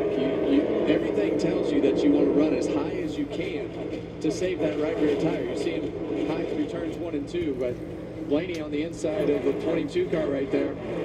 Yeah, Blaney makes the pass. They almost traded paint at the start-finish line, and Logano comes right back after him. Let's go back to this restart. We saw Reddick almost turned around in front of a lot of cars. Did a good job saving it. Look up here in the top of your screen. Yeah, so like everybody still has to pit. Oh, they checked up in front of it. Yeah. And the 1 car got to the back of the 45. Everybody up until John or Nemechek has to pit in 11th. Yeah, watch this. Watch back in the back. Chastain. Woo-hoo-hoo-hoo. Hold on to it, cowboy.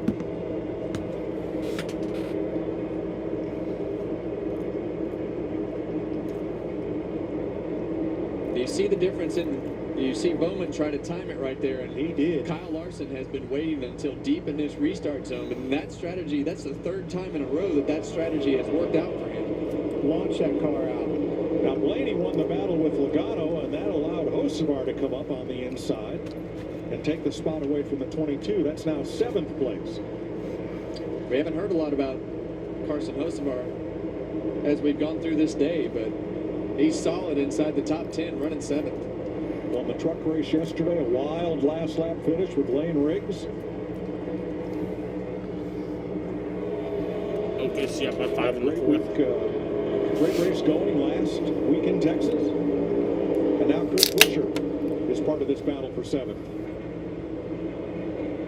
Yeah, and as fast as that 6 car was earlier, even though we think that the air pressure might have been too low, there has to be something that transfers in between those teams. We saw Chris have some trouble earlier in the race on pit road and has steadily started to work his way back towards the front of the field. Yeah, all the RFK cars have had speed today.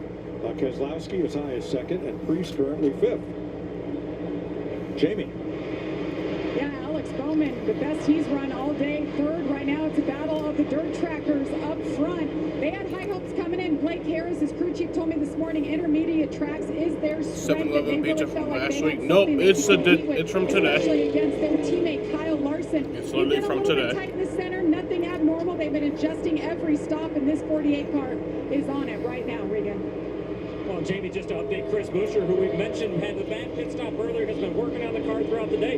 A pit stop ago, they actually sat on pit road for an extended stop. They opted to make a right rear shock adjustment, figuring that they could get the track position back and that the only way they'd be good enough to keep it in the top 10 was to do that. It's worked out. He had fallen back to somewhere around the early 20s after that stop, and now he's back up in the top 10. 8th right now for Buescher. He's the 3rd Ford in the race with Priest 5th and Blaney 6th. Chevrolet first, 3rd, and 7th. 40 laps to go. Larry, what are the trends? Well, Mike, I'm sad to say this will be my last race trend of 2025. We don't have trends for the All-Star race, but I went back and looked at the last 6 Kansas races with the Gen 7 car. Averaging the last caution, we're all but right there at 2:30 with 37 laps to go. But 2 out of the last 3 races here in Kansas, including a year ago, we had a caution that sent us into overtime. Okay. So the mixed strategy is you want to be in the lead right now. What you telling me? You better believe it, because I think I got enough fuel to go the distance. Well, if this race does wind up going green, I think that the interesting piece of the puzzle is knowing Kyle Larson and Christopher Bell all day have fallen off at the end of these runs. So if it does go green, about lap 20 is where it could get really, really interesting to see where those cars are. So, do you pull the reins on Larson now and have him ease the car so that he has enough left for the finish? Or do you let him run his race the way he wants? I'm glad you asked that, because I've been watching these lap times. Well, as you say that, and he jumped up and it was quite a bit faster, but he was matching their lap times. I say there's Bell and Bowman behind him, and I think that's exactly what happens right now. Just keep the distance the same.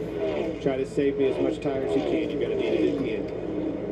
Let's check with Josh. Unfortunate early end to the day for Bubba Wallace. Bubba, what happened there from your perspective? What did you see? Excuse me.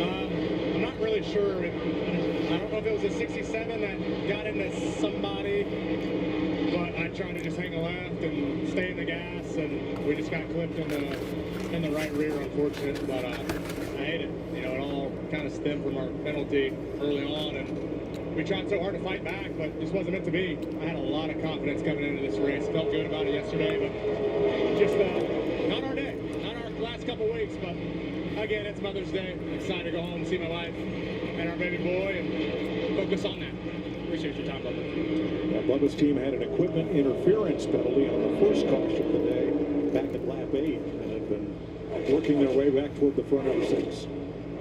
Larry Mack? Yeah, I've been watching the 5-car Kyle Larson. We talked about maybe saving those tires just a little bit, maybe even still saving a little bit of fuel. When he gets out of the throttle, he comes completely out, lets it go for just a little bit. Larson, he does like almost every lap. He doesn't just stab the throttle. He has one every lap. Back into it, where Bale is but he's on a lot of laps. But it was Jaden who had Larson. Got that clean air.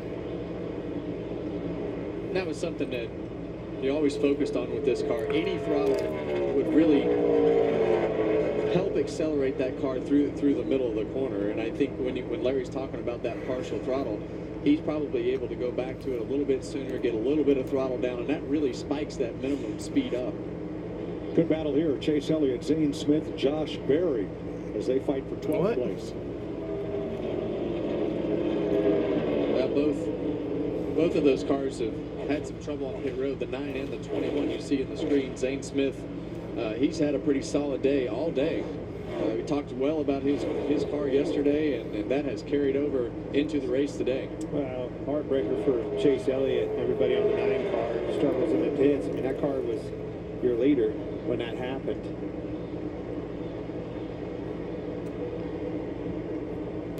Ooh, and they all converge at the exit of the corner. That's it, near, not clear. That was close.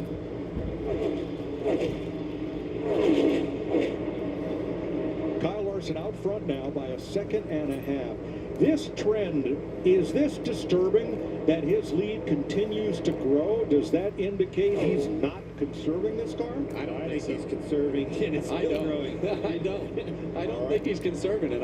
You don't? I don't know. Do you think he knows how to conserve? That's my point. I don't know that he knows how to conserve it because of Let his that style. horse run. And I think that's sometimes when you have a car that you know falls off at the end, you want to get as far out the front as possible to see if you can manage that gap when you start to fall off. So maybe it falls off no matter what pace he goes, but it doesn't seem to me like there's a very consistent save strategy. And if there is a safe strategy, he's still got some room that he can give up. That's what I was going to say. There's two ways of looking at it. And again, this lap, he is a 10th faster than Bell and Bowman. Joey Logano and Tyler Reddick have been battling back and forth for 9th place. That's been the best battle on the racetrack for a couple of laps here.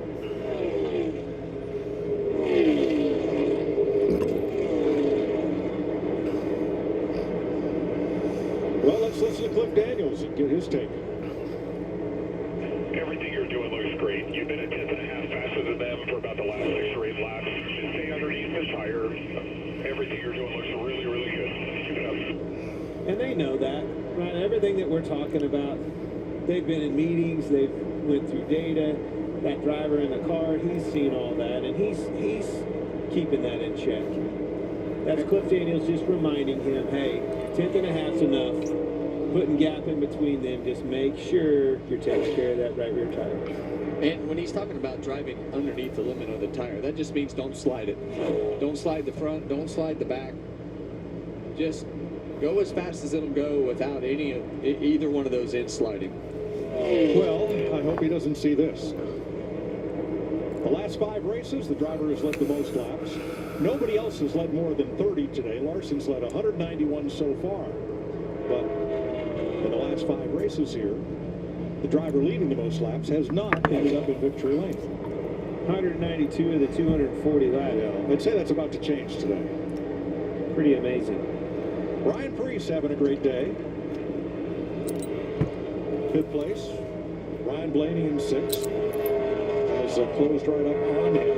But they are 4.5 seconds behind Kyle Larson. And there's a look at Preece's day. And that day right now, he's riding right back into the playoff picture. Where he would have been already had it not been for that disqualification.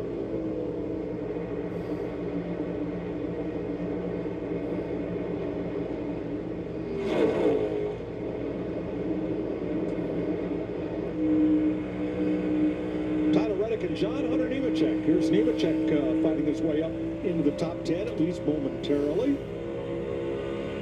And Nemechek's been coming hard over the last 10 or 12 laps or so, leaving nothing on the table. Nemechek's doing a great job, but I am really surprised in how that 45 car is running today. I know he's running 10th. It's not like it's a horrible day, but it is with the expectations that come with Kansas Speedway in 2311. I mean, these guys are usually lights out here. Bubba had trouble on pit road, but this 45 has definitely not had the speed that we expected for sure.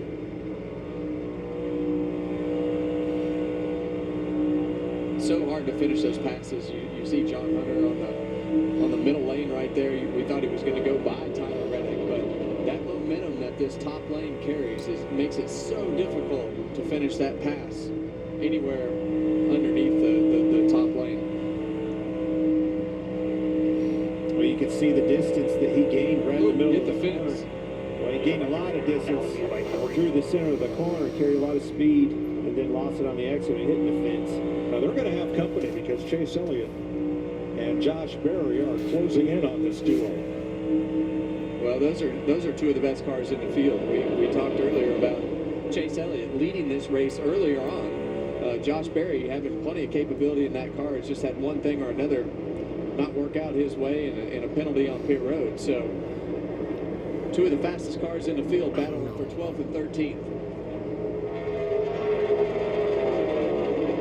Berry up to 12th. Nemechek tries it again, drops to the bottom. And those two are catching Joey Logano.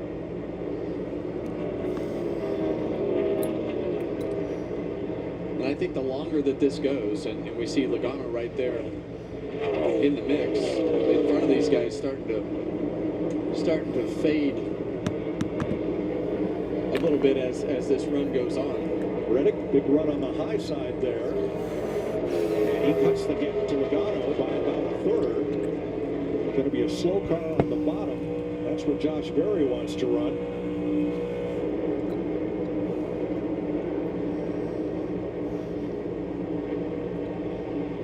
Yeah. Dustin Haley staying out of harm's way, and threesome closes up. As you start to look at the lap times, I mean, the last time by, 2.5 tenths there, Larson over Bell. Eric Jones back in the race.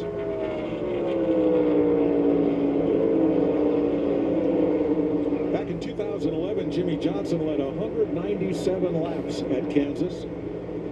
Kyle Larson has just led 199, making 200, the most laps any driver has ever led in a race here.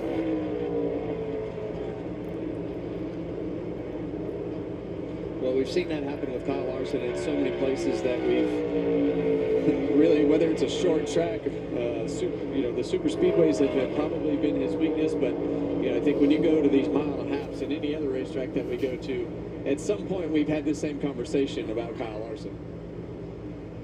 20 laps to go in Kansas, so in case you missed it, A.J. Allmendinger blew up early. William Byron blew a tire, all in stage number 1. Now, we didn't get a caution for Byron. We continued on, and Larson won the stage, not only stage 1, but stage 2. Lap 194, Brad Keselowski running second, closing on the leader, lost a tire. Denny Hamlin had earlier lost his clutch, and here grinds up the transmission and is out of the race. Kyle Busch in a 4-wide group of cars, bang, bang, bang, and Busch goes for a wild slide, does a great job of missing the inside wall. But he is now 23rd. Then this multi-car wreck at lap 213. Took Bubba Wallace out of the race. And Daniel Suarez. Ty Dillon out, along with Hamlin, Keselowski, and Allmendinger. 21 cars on the lead lap right now, Larry, with 18 to go. Mike, I know we don't live in a what-if world, but I promise you, all those crew chiefs on pit road are thinking, what if the caution comes out? Because right now, we've got 30-plus laps on these tires, 18 laps to go. I think we've crossed the threshold of anybody staying out if we get that caution, but I think the debate will be 2 tires or 4 tires. Go back to this race a year ago.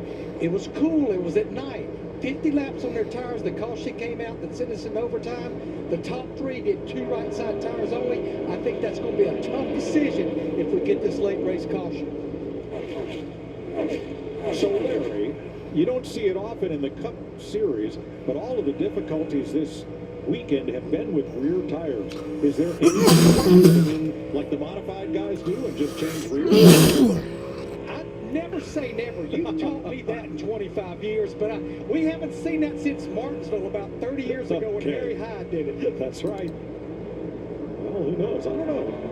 What do you think, fellas? Would you want 2 or would you want 4? You got 21 cars on the lead lap, so that's 10 rows of cars on the restart. You're going to fan out 4 wide. Well, before you go there, if I'm Larson, I don't want a caution of anybody else. I want a caution, an opportunity. Yeah, and I think that the big thing is on the restarts when you have those 2 tires. And like Larry said today, I mean, it's warmer. We have a lot of laps on those left side tires. So how does it fire off? That's really the big thing that the 4 new tires do. But I always wanted 4. This is a day of what could have been for this 21 Wood Brothers car. Those guys started last. Drove up through the field more than once. Very impressed with this car. It's been that way all season long, Kevin. It really has, and Josh Berry has done a great job with his team, and they've had plenty of speed in these cars. Now they just gotta close all these deals out. Saw him last week leading the race, got over that bump in turn 3 and 4, spun out. So those mistakes are going to happen. You're going to learn. You're going to mature. You're going to start to really understand what you need to be doing. But the biggest thing that they have is speed, and that is the part that is always the hardest to find. Eric Jones returns to the garage and out of the race. Did not get that car up to minimum speed after making repairs, so the Advent Health car is parked for the day. 13 laps to go.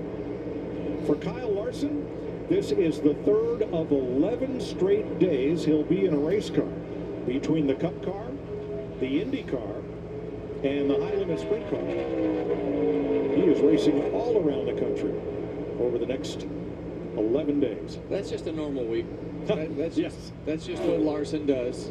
He goes and races anything that he can get in. Kokomo, Indiana, and the sprint car tomorrow night, and then it's off to Indy. Well, here's Friday night right down the road at Lakeside. Maybe. Started pole there, didn't he? Well, he finishes with one on his roof. Well, watch this, Rico Abreu to the inside of Kerry Madsen. They get together. That's Larson's brother-in-law, Sweet, flipping. Larson slid into Madsen. Heavy wing damage. Right. Boo! No, that was Sweet. There's Larson. Good old racetrack right there, Kevin. Yeah. A lot of good memories at that place. I had a friend who called me and said, go drive my car, and I looked like a complete fool. A complete fool over there one night, but I won't mention any names, but he's standing pretty close to me. And here's Larson's schedule for the next couple of weeks, culminating with the Indy 500 and Coca-Cola 600, both on May 25th, the Memorial Day weekend double. Big month for him, big opportunity. Didn't go down the way he wanted it to go last year. Gets another chance at it. Don't count that kid out. Last year here, Chris Buescher was racing for the win with Kyle Larson. 1/1000th of a second separated them at the line. Here they are with 10 laps to go. Buescher racing Josh Berry for 7th place. Bowman and Blaney, this is for 3rd. That Blaney car has been putting out some pretty good lap times over the last several laps. So in typical fashion of Ryan Blaney and this 12 team, long, deep run right here, putting out some good lap times. Last lap, he was the fastest car on the racetrack. Blaney, that is. See Alex Bowman fighting hard for that last spot. It's going to slow his progress down a lot. You were right, Kevin. It was 2 to 3 tenths. He was catching everybody in this whole front of the field. May have had a chance to catch 2nd place. Bell, not with Bowman getting a push on his outside, slowing him down. Puppy launch, yeah. If they stay double foul, you're going to bring Chase Briscoe right. Something fucking launched off my fucking lip. 4 tenths for him. And now it's fucking bleeding. Yeah, you see Blaney drive it in there. That time going to slide up into that top lane. Bowman try to cross over to be able to get back into the throttle, but Ryan Blaney makes that pass. Right, Kyle Larson's going to start to get into some lap traffic here. And they are single file and they're spread out pretty well. Jesse Love, the first one to go another lap down to the race leader. So traffic shouldn't put up much of a problem for him. Well, this is definitely a 3-car battle that I've been keeping my eye on, just looking, hey, if there's going to be a caution, how's it going to happen? And these guys have been at it pretty hard for the last 4 or 5 laps. Yeah, it looks like Hosmer that just went off the screen right there. I don't know. He might have had some trouble right there, backing up in a hurry. I don't know if he had to check up. But he lost a lot of ground right there. With 6 to go, how about Corey Heim? His first scheduled race with 23:11. I really like this kid. I think with everything that he has done in the truck and all the chances that he's had, which have been, I think this is his 4th coach.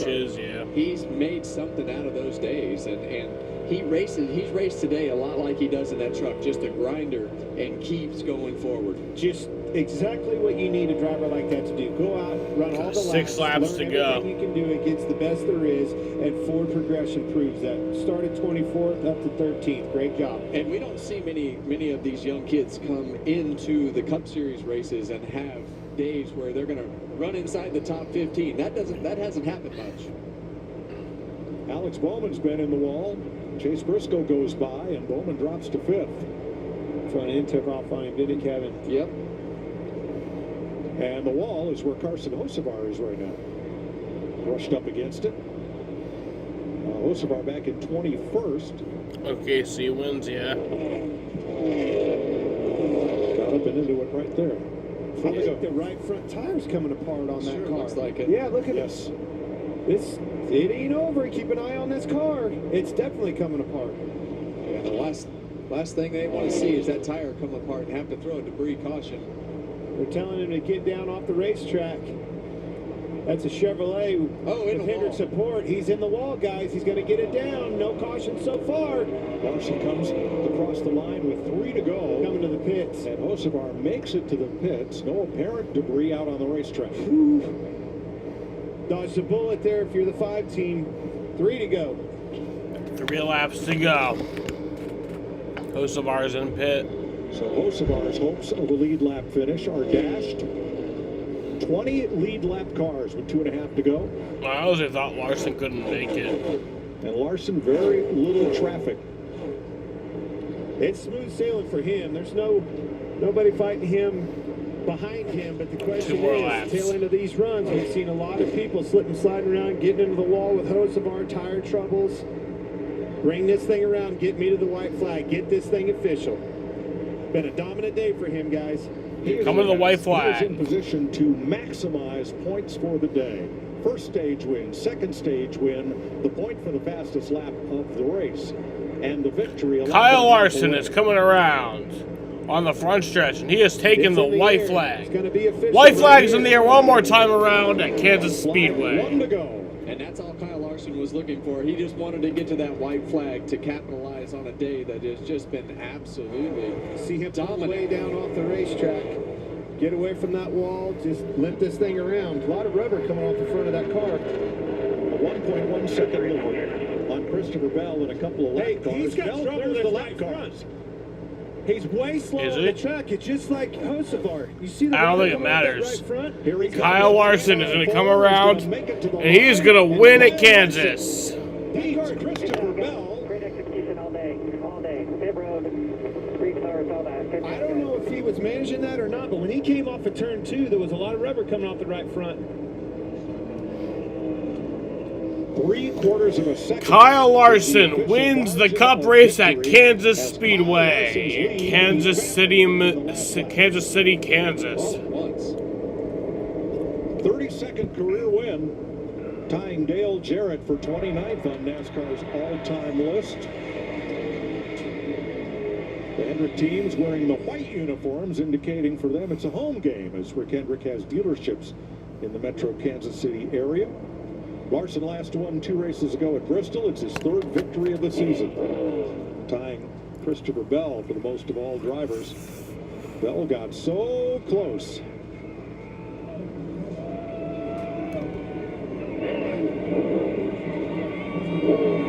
Three victories ties Jeff Gordon, Kevin Harvick, Jimmy Johnson, and Joe. So it was a 25-minute and 50-second green flag run to end the race. As 4. Well, he's got a lot of opportunities ahead of him to get some more. So these guys they've just done a great job. And when you look at Cliff Daniels, well, let's start at the top. When you look at Rick Hendrick and you look at everything that he's got structured between himself and Cliff Daniels, they have a great leadership group that just puts these guys in a position to go out there and get all the details out of their car. You have a pairing with Cliff Daniels and Kyle Larson that is hard to beat with the way that they communicate, the things that they talk about. Cliff's just a great leader. Well, when you put this car on the pole in the dominant fashion that we know and have seen out of this race car, as a competitor, you know you're in big trouble. That car is extremely fast, an absolute dominant day.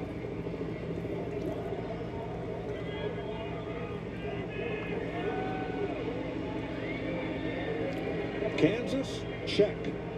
Indianapolis, right out the windshield. And Charlotte. Here's in Larson. racing's biggest weekend, Kyle Larson Coming out of the car. is set to try to win them all.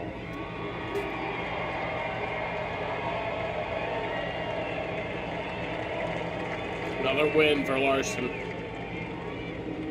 Fourth win of the Jaden's season win for pick. Hendrick Motorsports and their 10th at Kansas. Jaden, shut your bitch ass up. Chase Elliott had a chance. A bad pit stop took him from contention. Christopher Bell closing in at the finish. But there is your Kansas winner, Regan Smith. Well, Kyle Larson, in what was an absolutely dominant performance, Kyle. He had control of the race for the majority of it. Did lose control briefly for a moment there towards the end after the final pit stop, and then a long run at the end. How much were you managing the tires and managing the race at the end there? Yeah, I was trying really hard to pace myself because I believe that was our longest run of the day, and I had been struggling a little bit at the end of the runs. You know, Chase was really good, and so I felt like I just needed to try to be better, on my end, and I don't know if it was paying off or not at the end. I was still struggling. I don't know if the right front was starting to wear a lot or what, but I was starting to lose a lot of grip, and then I was vibrating really bad. So I was afraid of right rear or something would let go. So, but yeah, great car, great execution today too for our team. Thanks to HenderCars.com, Valvoline, Prime, all you race fans too for coming out. This is awesome weather to get to watch a cool race. So. Glad to not win by an inch right here this time, and a little bit safer gap. But back-to-back Kansas wins. Congrats to all Hendrick Motorsports, the engine shop, everybody there. You start what is the middle, or you're in the middle of what is a very busy month of May. Oh wait, didn't he win? To have this momentum. Honestly, I forgot who won 2023. Yeah, I don't know. It's I just remember Hamlin and Larson had that battle. It's so different at Indy, and the cars. I forgot are who won that race. Yeah, I look forward to getting there. We're gonna fly there tonight. Celebrate with Caitlin. Happy Mother's Day, Caitlin. All the moms out there, my mom especially. So, yeah, it's a cool win here in Kansas, and now we'll try to execute 2 good weeks there at Indy. Kyle Larson, your winner at Kansas on Mother's Day. And Christopher Bell finishes second, his best effort ever at Kansas. Those closing laps, we just heard Kyle say he was struggling. Do you feel like if you had a couple more laps, you may have had something for him?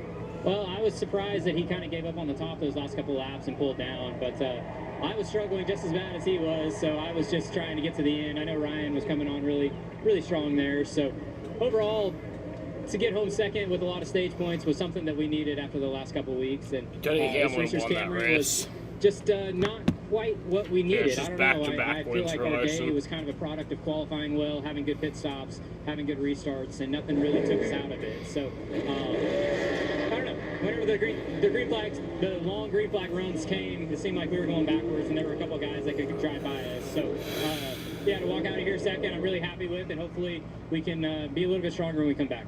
Well done. That's Christopher Bell, Mike.